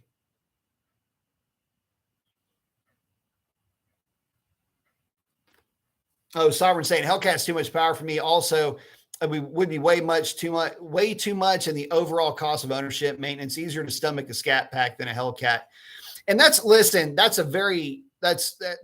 honest assessment of the car, Sovereign, because look, there are times where, and you always have those guys go, why didn't you put a Whipple on it? There's some story anyway. Why didn't you put a Whipple on it? Why didn't you put a Maggie on it or whatever? Boost, pulley or whatever. Like the Hellcat is too much power already, like you say. It really is. It's rare when I can actually enjoy the car on the street. It's extremely enjoyable in small, quick bites. Whereas the RT is fun all the time. And again, I use the phrase, you can actually use all the power that you bought. You can use all of the travel of the gas pedal that you bought, basically. You can't really do that with the Hellcat. Now, it makes a lot of neat noises, don't get me wrong, and I'm really used to that car. I really do like my Hellcat a lot. But there have been times where I've thought to myself, what in the hell am I doing with this thing? When it comes to the Hellcat, and I've said this a lot about Dodges now, and you guys know where I'm going with this, said it a lot about 392s, said it some about the Hellcat. Their blessings are their own curse as well. And where the Hellcat is a lot of fun, you tip into the throttle, especially when you whack the throttle on a partial throttle hit, the car just comes alive. The tune that I've got on this thing is really good. It absolutely comes alive and is a ripper. The problem that I end up having, though, is it rips to excessively high speeds. And one of the things that I've tried to explain to folks about Hellcats over the years is if you're used to a 392 where it's a big wave of torque, a big wave of power, and then the ride's kind of over in a way, or you're used to a Mustang where you never really have any wave of power at all. It just seems to keep pulling and pulling and pulling at a lower G level. The difference between those cars and a Hellcat is that the Hellcat just keeps pulling at more or less the same G level at high speeds into the 120, 130, 140 mile per hour range. And it's eerily fast to 140. But it's what's even more strange is the absolute abject lack of a sense of speed at that point. When I say that they don't feel fast, I'm talking about a subjective, not an objective assessment. The weird thing about the Hellcat or these Mopars in general is that they will carry 120, 130, 140 miles an hour as though they're running 70, 80 miles an hour down the highway.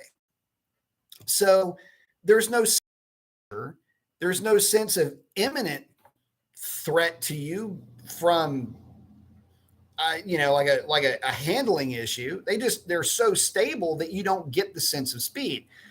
It's a sophisticated way to go about doing things, but the reality is that they're built from a platform that's designed to run on the Autobahn at 140 miles an hour, 120 miles an hour, literally all day. So it should come as no surprise, but it's still surprising when if you're not used to doing it all the time. And unfortunately, that's in data logging. I've got a bunch of course, in Mexico, but I've got a ton of hits where, you've got to run 130, 140 minimum just to get all the data, high load, high wind resistance, high RPM testing. So the only way to get there is to get that speed up, and the Hellcat does it quickly. It's just weird though that the weird thing about the Hellcat is it normalized the speed of 130 miles an hour. The 60 to 130 hit was really normalized by the Hellcat. Let's see. Billy's saying, if you have time, got a question. I am very intelligent about motors and cars, but for some reason, 2014 Challenger 6-speed doesn't exist. Can you please explain? Actually, they do exist. In fact, the 2014 Challenger 6-speed was one of my favorite cars that we ever had at the shop. And there just weren't a ton of them out there made. The one that I'm talking about specifically was a 2014 Challenger. It was a candy stripe car, white with red stripes. And it's just kind of so the 13 and 14 cars were the tweener cars that were NAG 1, but also 392 cars, but they're 392s with power steering. Let me think about this for a minute. That car would have been, that 6-speed car would have been a really cool find if you could find one right now, because I don't know that they made a ton of them, but I do remember having one because I ordered the parts for it. Someone's saying, can I get a hell yeah? I like it. Modern Red saying, a whole lot more fun running 10.3s and a 5.7 though.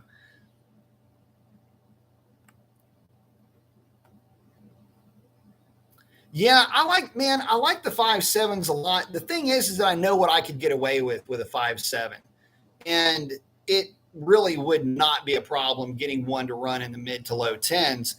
I would just rather build something fun, minor cam upgrade, nothing major, but even without the cam, it would just be a lot of fun to throw a gear in the thing, converter, maybe.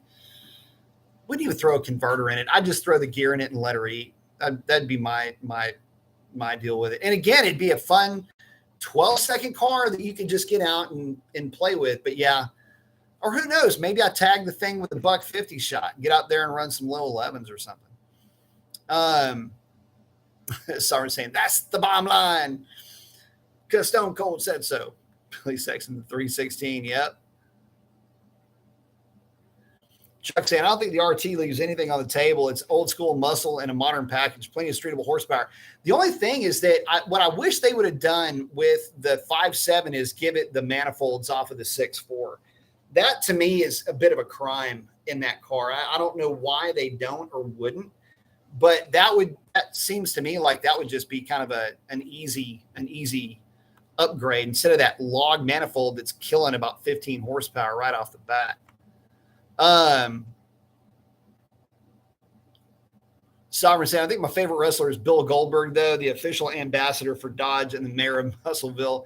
I don't know. My favorite all-time wrestler when I was a kid was Hacksaw Jim Duggan. Love that dude, man. Oh, always did. His eyes are always wild. Oh, I love that dude. Sovereign saying, I saw that plaid race. Yeah, I saw it too. Kind of stunned a little bit. Sovereign saying the guy in the plaid flipped the boring mode button, and that's how he was able to win. What was funny about that race? So guys, I don't know one plaid from the next, and I apologize for being ignorant. I really don't know one from the next. And the funny thing about that particular race was when I didn't realize it was a plaid until the announcer was saying, "Oh, it's a plaid Model X," and I'm going, "Oh yeah, they make those in plaid." And I remember then all the memories kind of hit me. I was like, "Damn, that's a 9-second car, or at least a low 10-second car," is what I was thinking. So you can hear me kind of talking through a little bit in that video. So yellow, yellow, yellow, green. And what's funny is, so this laptop that I'm talking into right now is over here, and I'm kind of looking down at it. And I was looking at the data stream, and I was going, "Oh, okay." And, just kind of looking around, not really, I was kind of nonchalant about it because, I was literally there only to get data. That was it. And it ended up only making one hit, but the idea was just to get a data stream for the day. I didn't data log the car. And I'm really looking at shift points and all this other stuff. I had to reset the computer. So, I was looking to see what my shift point was going to be right off the bat. That's the whole reason why I was data logging the car. So you guys know I had to reset the computer because part of the drama that happened when I was talking about my body control module doing its once a year flake out was that my center stack croaked and I couldn't get the car into SRT mode unless I did it through the screen. And so I was like, screw this. I don't want to take any chances. If this is going to happen to the center stack, the screen could end up flaking out. I'm going to have to reset the system anyway. So I made an executive decision to reset everything by disconnecting the battery. Well, when you do that, the first time you make a hit, one of two things will happen. It'll either yip the 1-2 ship, or it'll shift early. And in this case, it shifted a little bit early, which is not a big deal. But again, that's why I was getting the data so I could take a look at it. So I look over, and I'm already knowing that I'm not going to win this race. But anyway, I look over, I'm looking at the data stream. I make sure it's rolling. And then I look over, and I'm looking at the second yellow, and I'm going, so, third yellow comes up, square off, and then just hit the throttle. Well, the funny thing is that plaid Model X hole shotted me. I'm not used to getting anybody catch me on a hole shot, but in this case, like whatever. But I was expecting more out of the Model X, and the Model X got me by a pretty decent hole shot, but I just absolutely got around him for about the first, really through the 330. And then after the 330, once we really started to collect some real estate at about the 8th mile, that's when everything kind of went, started going his way. And that's when that plaid started really marching. But surprised at how fast it was on the big end, and the fact that it was basically jogging away from me. Yeah, pretty interesting to say the least. Let's see. Boost is saying Modern Red's my favorite channel. He beats the hell out of that thing and doesn't quit. Yes, he does. I like it. Billy's saying price equals power at too much money. And it depends on what you're calling too much money, though. That's the thing. I mean, once you start getting into mods, you'd be surprised how quickly you can get to Hellcat money and not really even realize it. It's like watching a puppy grow. Like one day you got a puppy and the next day you got a dog, right? It seems to go that way. But, you keep funneling money into this project and into this project. And next thing you know, you've got a fully fledged hot rod on your hands that is knocking on the door of Hellcat money. Fastman saying late to the party, but love your channel, B. Thank you, Fastman. Got the thumbs up and the flex. I did that backwards. Siren saying, don't get me wrong. I think the Hellcat's the bee's knees, but from a practicality standpoint, it's not my cards, at least. I get it. I mean, I don't daily mine either. So it's easy for me to sit over here and go, yeah, the Hellcat's a better proposition from a value standpoint. But the reality is for some folks, it's not.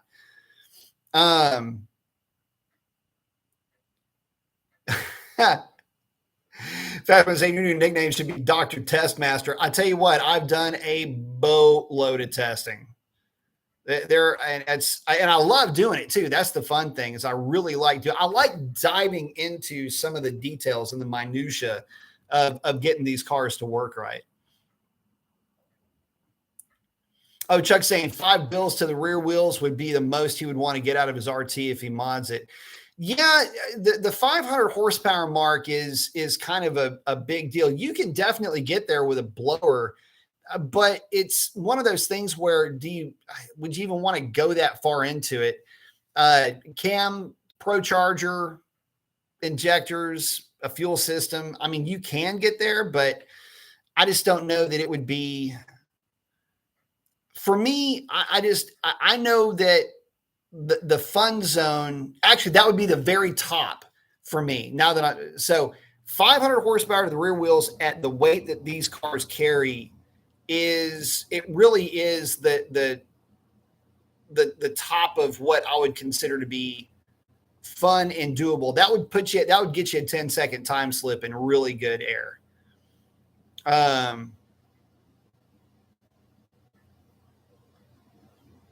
Siren saying, telling Chuck, I'd be happy with that number in a scat pack. Yeah. And it depends on the dyno too, because every dyno is a little bit different. What you see is 460 or 465 or 475 on some Mustang dynos is 500, 495 or 505 on a dyno jet. You just never know. Siren saying, oh, his brother loved Hacksaw. Yep, Hacksaw's cool, dude. He's saying, nah, there was no show like Andre the Giant. Andre was a trip for sure. I like some of the, not necessarily lower tier, but, some of the other guys that, were always like, Owen Hart was a big one that I liked. Always liked Owen Hart. Who else? God, there's so many of them. Wrestling's fun. So I had a buddy I had a buddy of mine whose grandfather was Big Humphrey, the professional wrestler from like the 40s and 50s. And his dad owned the pizza place that I used to work for when I was a kid called Big Humphrey's Pizza.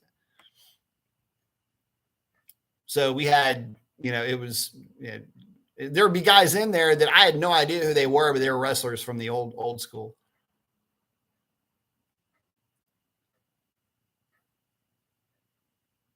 Let's see. Jeep Nation saying, I own a 2016 Ram 1500 and is long tube, cab delete, throttle body, and cold air intake, and still isn't fast enough. So what's next? Be a supercharger? Yeah, a supercharger or a torque converter. But a Pro Charger for sure would make it a bit more interesting. Again, the most expensive, but the most gain that you're going to find. I really wouldn't worry about putting a stroker kit or anything like that in it. Just go with the blower and call it good. Albert's asking, are 392s making 5 bills at the crank? No, not really. So it depends on how you want to look at 500 horsepower to the crank. If you're talking about in dyno form, where you've got large tube, long tube headers with no front engine accessory drive being driven with basically super clean air, then yeah, you can get 500 horsepower to the crankshaft out of them. The way that you would see like on Engine Masters or any other thing where they actually put an engine on an engine dyno and then optimize the tune to go along with it. But from the factory, negative. Not with the front engine accessory drive in play, not with the factory tune. It's just not going to get to that number. It'll be really close though. And that's why most people just say, look, 392, give it, just go ahead and round it up to 500. But the reality is no, it's not exactly 500 to the crank. But again, it depends on how you were to dyno that on an engine stand, like an actual engine dyno itself. Steven's in saying, love the ride along videos. Have you done a video showing how you set up the car for a track race? Yeah. As a matter of fact, I did a two-part video showing the setup of the car when the car went 10:08.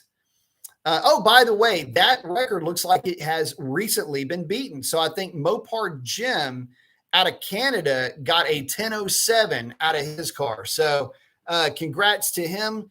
Take some of the weight off of my shoulders, and we'll see what we're looking like this winter if we can come back and get after that number again.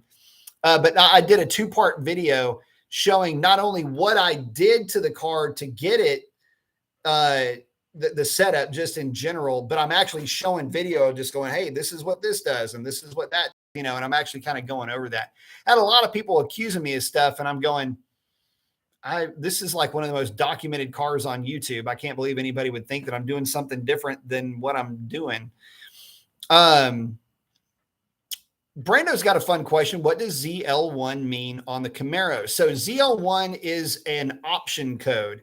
The same as Z28, Z24, all of that. It is a GM option code. That's all it is. It doesn't really mean anything. It is a nod to cars from back in the day that had ZL1, but it doesn't really mean anything like that anymore. It's just an option code, and the name Z28, that option code kind of got out there back in the day for guys that wanted to option their Camaros as a Z28 optioned Camaro. It was never meant to be a name of the car. It would have just been an SS, the Super Sport. But guys latch on to things like that. And so it was made a trade name. The same goes with the ZL1, same exact thing.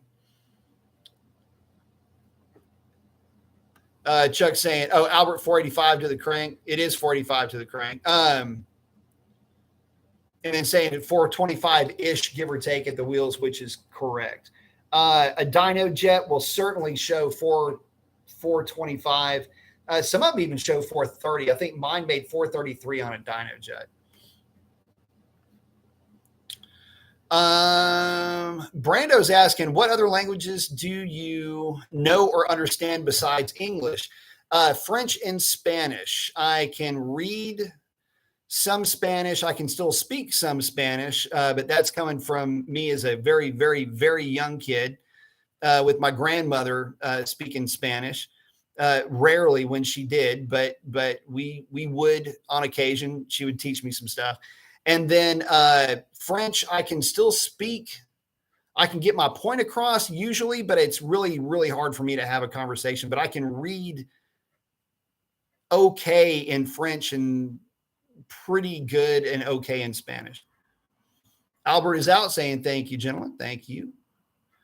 Merci, Albert. Let's see.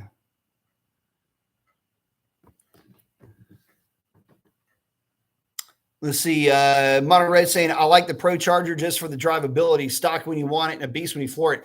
I like the Pro Charger for the fact that it's easier on parts than positive displacement superchargers in terms of overcoming the inertia, just overcoming the weight of the car. And I also like the idea that you can pulley a Pro Charger to make the horsepower that you want without having to absorb the penalty of torque that you don't necessarily need. And so that's why, and for me, it's more of an aviation thing at that point, talking about the benefits of a centrifugal supercharger over a positive displacement supercharger. And what I mean by that is that you can't, let's say you want to make X number of horsepower to the rear wheels, and assuming that all things being equal, you can do that with your short block, then you pulley the vehicle to make that number to the rear wheels that you want, but you're not hitting the chassis and you're not hitting the drive line with an equal amount of torque down low in a spot where it can just basically make launching the car a bit of a pain in the ass. And, all it's really allowing you to do is let the smoke out of the tires a whole lot easier. But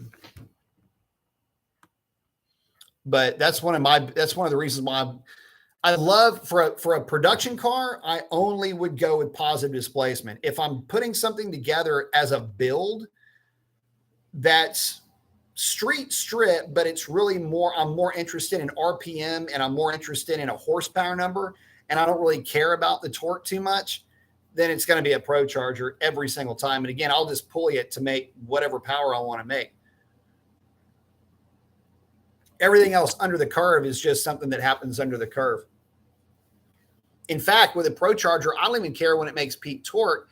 I just want to know what my shift point is. When that power starts to tabletop, I need to know where it tabletops and where it finalizes at the end of my RPM window. Is it flat? Is it slightly up? Is it down? I need to know where that's going to end up so I'll know how to tune the transmission. And that's it. I don't care about torque. I don't care about none of that because I'll take the weight of the vehicle. I know how to gear it. I know the horsepower. Sender.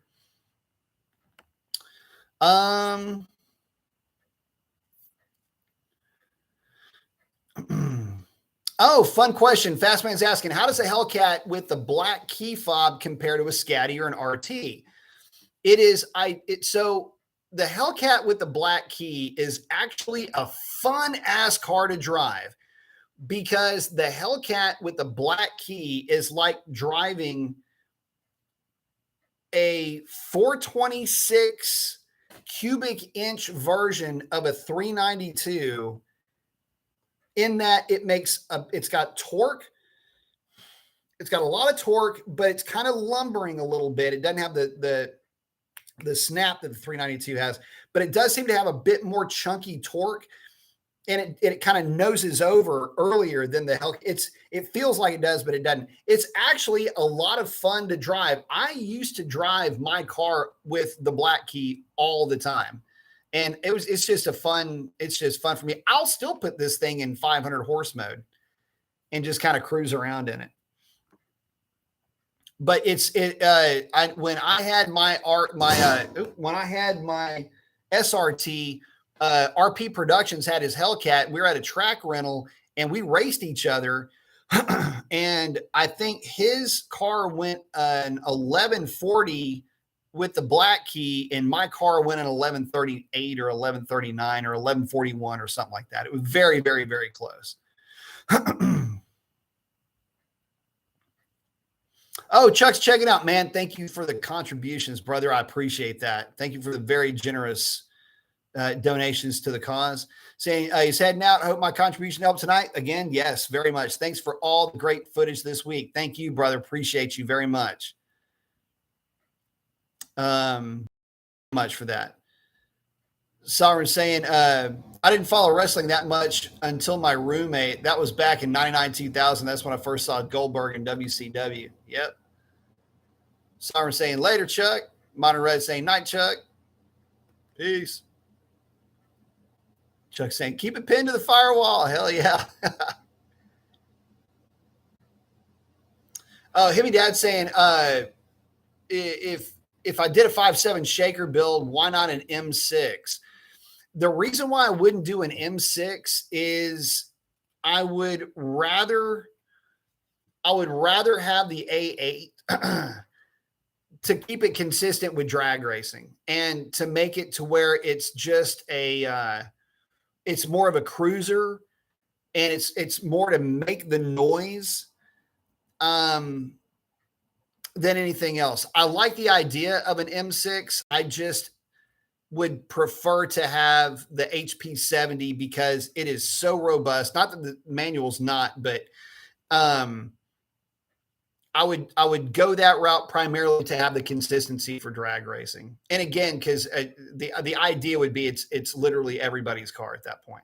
Anybody could get in it and drive it.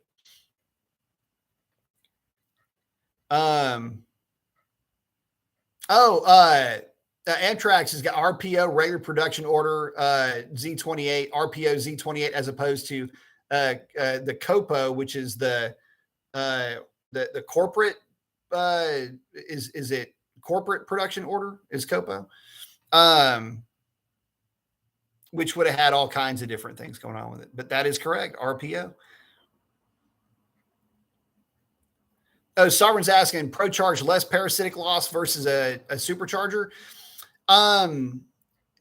Yes, for the amount of boost that you create, it does have less parasitic loss, but it also has less parasitic loss by the design of the thing. In other words, you're not really driving it that hard down low.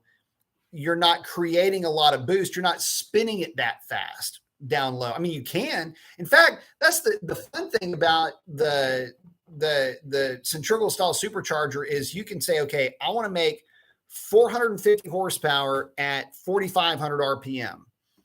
You can pulley the car with a Vortec, for example, or a Pro Charger to make that kind of power at that RPM. And now it's going to keep trying to make boost after that, but and obviously you can do the same thing with a positive displacement supercharger, but the idea is that the centrifugal is like dial a horsepower number, and you don't have the torque penalty for it. So yes, it does have less parasitic loss at the big end of the power curve.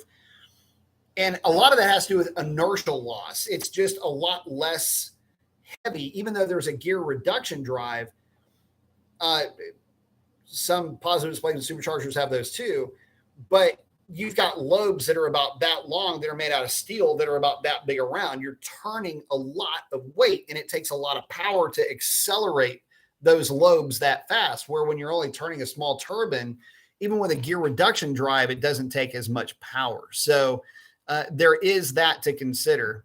But again, it's for those that are in the know when it comes to centrifugal superchargers, it's just really easy to get in there and say, look, okay, I don't want to run this car past 6,000 RPM. I'm going to pulley this thing to where it's making peak boost at 5,800 RPM and set all my shifting to initiate the shift at 5,700 RPM. And kind of get the idea with how that works from there.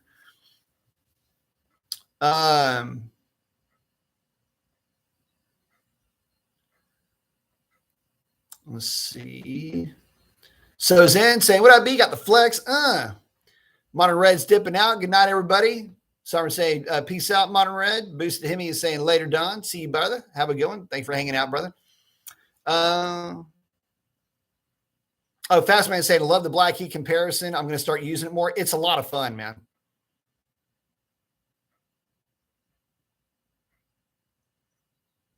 Oh, Jim, I was just giving you a shout out, man. Saying, hey, Brian, enjoyed the videos from last weekend. I was out today, and let's just say there won't be any chance of beating either one of our times until the fall. I was saying, man, congrats on the 07. That's awesome. I think that covers the number, doesn't it? I don't know of anybody that's gone faster than us with these stock boosted cars. So, I took the car out last night to just get a validation hit, and suffice it to say, we won't be getting any decent. We won't be getting any decent chances. My car is in 1050 mode, so at this stage of the game, you know how it is. I mean, it doesn't matter if I'm in 3,000 foot DA, 2,000 foot. With how it's going to fall onto the timing map, it's still going to go at 1050, 1052, 1054. So it is what it is, and it's just get out there and have fun and goof off, get some seat time, and that's about it. But very cool, brother. I like it. And congrats again. I like it. Steven's saying, would you say the tune is one of the most important pieces to the Hellcat when wanting to stay as close to stock as possible? The thing about the tune with the Hellcat's already pretty aggressive from the factory. The transmission tune is probably more what you're going to be looking at in terms of making changes, shift points. But really, when it comes to staying as stock as possible, you don't have to do a lot to the car. I've said a ton of times before that, you know, you're just if you wanted to keep it super simple, you're a pedal commander and a set of drag radials away from having the perfect combination. So, yeah, you don't always have to throw the kitchen sink at these things. It's just, you know, when you've got good air and good track prep, the cars will absolutely surprise you with how quick they are. It'll certainly surprise some red eye owners. That is for darn sure. Himmy Dad, thank you very much. Saying thanks for the stream tonight. Look forward to it every week. Thank you, brother. Appreciate that. Yeah, Chuck and Himmy Dad, man, I appreciate that a ton, guys. Really helps me out like you wouldn't believe. Gary too, thank you, brother. Man, I appreciate that a ton. Guys, means more to me than you know, man. It really does.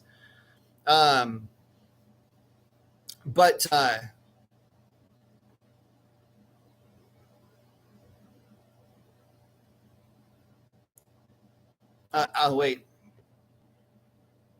Oh, Albert's saying, just to get it straight, a 392 stock, yes, on an engine dyno with accessories removed will make less than 500 horsepower, but it will break 500 horsepower. Well, so here's the thing. On an engine, you have to remember, you have to understand how that test is put together. So, and this is where you have to be very specific with what we're talking about. On an engine dyno with the stock intake track, with the stock air filter, with the front engine accessory drive, with the stock exhaust manifolds, with full exhaust on the car, with the stock tune in the car, running on 91 octane gasoline, which doesn't really make a difference here, but we're just going to lay it out for you because it's a part of the formula. It will make roughly 485 horsepower, give or take maybe 1 or 2% variance engine to engine. Now then, as that engine is still sitting on your engine dyno, you remove the stock intake track. You take the exhaust off of the thing. You put a set of 1 7/8 inch long tube headers on it, an 18-inch header extension on it, and you optimize the tune, a little bit more timing, a little bit more fuel, however you play it out. It will then make more power than the 485. It'll be probably closer to 500, 505, 510, something like that. But that's not how the car or how that power plant comes in the car. Now, the way I've just described it is the way that engines used to be tested. It's called gross horsepower. And the reason why you have gross horsepower versus net horsepower today is because back then engines were treated as only as a power plant. So same in aviation. You have an engine. This is how much power this engine makes raw. And then whatever accessories you put onto this engine will rob power to make the accessory drive. Literally, to drive the accessories. And then there's packaging constraints to getting on the thing. Headers aren't headers. If you've got a set of headers with a straight pipe coming out of it that long before it makes any real gradual bend, it will make more power than a header that is immediately turned right there at the block. There's so much that goes into a dyno number that you can be 100% accurate to say that a 392 makes 520 horsepower on an engine dyno, but when it's installed in the car because of packaging constraints and the tune that's on the car and heat, that's another thing. What temperature did you run it at? And everything else that comes along with it, then no, now it's a 485 horsepower power plant as it sits in the car. So you've got to be real specific with how you bring that question up. And I know you'd like for the question or the answer to be a lot more simple than that. But in this business, there's a lot more that goes into the explanation. You have to explain the explanation so that it's understood how we're getting to the end result. So, and again, Himmy Dad, thank you, buddy. Appreciate that contribution there, bro. I just don't have my shades up here, but you got the bald guy with the flex with the regular glasses. Mark's saying, what do you really think of the pedal commander? Doesn't it just make the car think the pedals push down further down? Yes, but see, that's one of the neat things about having an electronic throttle. I started running pedal commanders years and years and years and years ago with my E63, and it's the awesome car, by the way. But I started installing them for buddies of mine that had BMWs and E63s. And the neat thing about it is that you can kind of dial your car's attitude right there with your controller. You can click, click, click, more aggression, or down click, down click, down click, less aggression, make the car a little bit more chill. And it just alters that throttle curve. And it's kind of neat. And I'm surprised, honestly, that's not a driver configurable option for these cars. It's surprising, really, that it's not. So, but yeah, it doesn't make the car make any more power, but it can make it be a bit more responsive underfoot, which makes it more fun to drive. Oh, so saying tip makes a huge difference when looking at dyno numbers for sure. Yeah, it really does. And there's a lot that goes into it. You know, you can control, in some cases, ambient temperature, fuel quality is a big one. Optimize the tune, and that's a whole different story too. So yeah, there's a lot that goes into this, the dyno thing, and it just, and you got to remember too, guys, dynos are not consistent. I don't care what anybody tells you, dynos are not consistent day to day, pull for pull. They'll be fairly close, but unless the car is strapped to the dyno and you make whatever topside changes you want to make and then run the car again with the car still on the dyno, what I would do with the cars is I would make sure that oil temperature was identical, that the conditions were as close to the same as possible, and water temp was the same. And I was real adamant about that to get accurate, repeatable results on the dyno. If I needed to make a halo pass for somebody or something like that, I would let them know, look, we're gonna do an all-out halo pass for this thing, but that halo pass could be 2 or 3%, 4% in some cases high, versus what the car would normally lay down, and that's kind of the walk-in number. I'd say 2 to 3%, and it doesn't sound like a lot. It was 2 or 3%. Well, I mean, if the car is making 400 horsepower to the rear wheels, then 3% is going to be 12 horsepower. So you can kind of see how that plays out. And believe me, you can see it on the chart. Fastman saying, I wonder what a 67 Hemi made net horsepower. It made 390 horsepower is what it was rated at. They also gave a gross number of 4.25. So that engine, the 1971 426 Hemi, the net horsepower, it was rated at 390 horsepower. Now, the 426 for sure was a 425 horsepower engine, and I've had them on chassis dynos, and a healthy one would put 360 to the wheels through a 4-speed. So I've driven them. Fun engine, fun car, great driving experience, all of that. But yeah, in 1971, the 426 was rated net 390, gross 425 horsepower. And a lot of that came from the fact that they were running the front engine accessory drive on that 426. But if memory serves me, it was the front engine accessory drive, but no, I think they were still not running the air cleaner on it. Maybe they did. I can't remember. Anyway, those are the figures. 426 or 440 back in the day on the street, 440, no question about it. I've driven both, and I can tell you that a 440 with a 727 torque flight and a 370 gear, 355 gear, if that, a tri-power setup, that's going to be the way that you're going to want to go. There's a reason that so many 440s were sold, and there's a bigger reason why not that many 426s were sold. The big misconception is that the 426 was just expensive.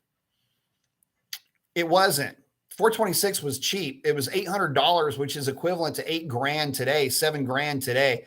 If it was that much better, you'd have seen a ton. And believe me, they weren't limited production engines. They made as many of them as they would sell. They made a grand total of about 15,000 426 Hemis from 64 to 71.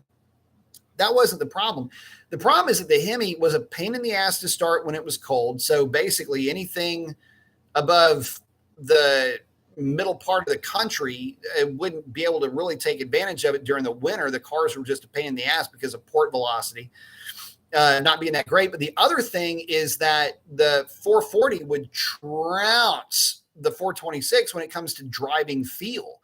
The thing about a 440, and this is even the 440 versus like a 460 or a 454, the big difference between a 440 is that the 440 has got very small port heads, and it acts like a big stroker small block to drive. It's instant, like throttle, tip-in throttle response is where the 440 is at. So when you compare the driving experience, the 440, even though it was, they said 375 horse, that's kind of BS.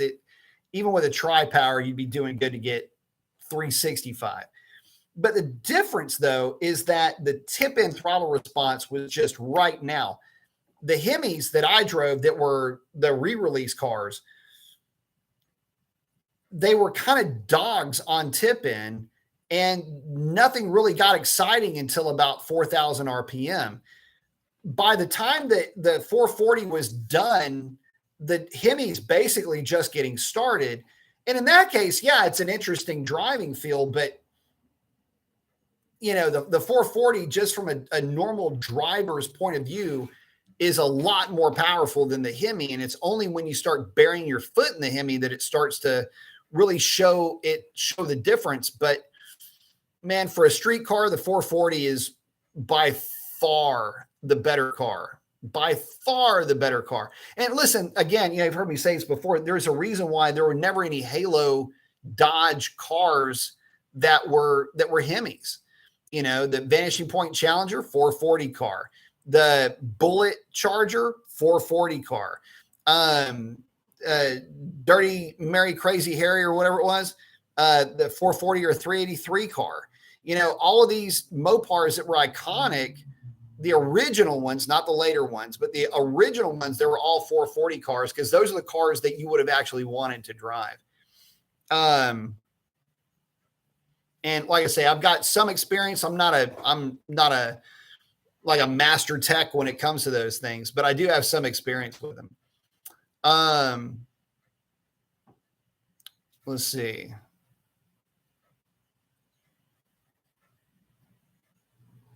Oh, Fastman's asking where 440 is the better engine back in the day. Yeah, that's kind of what we were just saying. So it depends on how you're looking at it, but yeah, for a lot of guys, yes, it was. Him saying 440 sounds so good. Yeah, they do. Yeah, they do. I was always surprised. I never did understand. When I was a kid, I didn't really get 440s compared to like a 454 with its big ass ports on a 454. And 440s were always these little small, look like spread out small block ports. But man, they do work really, really well. Fastman saying 446 pack or the 4-barrel. I would say 4-barrel with an RPM air gap by today's standards. If we're talking the old stuff, I'd go 446 pack because the old 440 4-barrel intake is just a generic raised block intake manifold. There's nothing fancy about it. So saying always board 60 over, sometimes more if it was a 68 block. Didn't know that.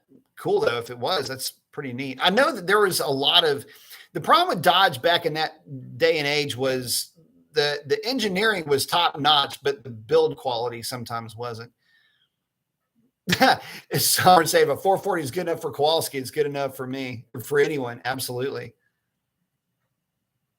Fastman saying, I think the Hemi was king in a NASCAR setting. It was, but again, that's in a flat out straight race scenario. But here's the other thing. Dodge was trying to find a replacement for the Hemi for quite a few years. And they had the ball stud Hemi. If you're not familiar with that engine, they only had made legitimately one. In fact, a guy in Houston owned the ball stud Hemi. It's in a Barracuda or something drag race car. But anyway, he gave it to a museum. but that was going to be the replacement to the Hemi, mainly because it was complicated. It was not really financially viable for the amount of power that it made. And so the ball stud was an easier engine to make, still made really good power. Basically, it's like a twisted wedge or canted valve type of a Hemi. Think of it a lot like the small block Chevy. Big block Chevy. Sorry, misspoke. Oh, Sovereign saying, check out Nick's garage. I know Nick's garage real well. I was not to say I was there when he started, but I was around Nick's garage when he only had like 9,000 subscribers.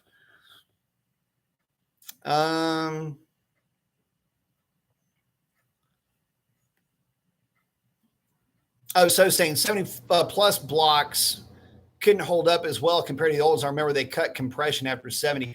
Actually, all of the 430s were, all the 440s blocks were actually pretty good. The older blocks, yes, they did have higher compression ratios, but there's guys that have built, the later, pickup truck 440, dump truck 440s, motorhome 440s. Those have gotten popular because of roadkill and all of that. I know guys that have done 440 swaps and built pretty stout 440s out of some stuff that you literally would dredge out of a lake seemingly. So, and then Fast Man saying, speaking of wedge, the 413 Max wedge. Yep. That would have been the first raised block of the big block. So it goes 350, 361, 350, the Golden Commando 350 big block is what was in Christine, which is the dual quad first of the big blocks at 350 cubic inches. And he had 361. And of that same block height, you would have the 383 and the 400. And then the raised block would be the 440 and technically the Hemi, but the 413 would also fall into that category as well. And with that, guys, I got to wrap it up. We are now over 2 hours, kind of deep into being over 2 hours. But listen, big shout outs to Chuck, Hemi Dad, Gary. Thank you guys so much for the contributions, man. Guys, I really do appreciate that a ton. Tim, hey, buddy, congratulations on the 07. Stoked for you, brother. That's awesome. And like I said, I don't know anybody else that's been able to cover numbers with the 07, 08 number is a number that I didn't think anybody would ever get to. I didn't ever think I'd run anything. So pretty sweet, brother. But congrats again, guys. I got to wrap it up. Listen, love each and every one of you guys. Would not do this without you. Get out there and do something cool for somebody. Chances are they need it more than you know. Ray, miss you, love you, brother. And with that, you're going to send it, don't bid it. Keep your shining side up. If I haven't already told you that, always remember to do that. That's real important. Guys, y'all have a great one. I will catch y'all on the next one. That is a wrap. Adios.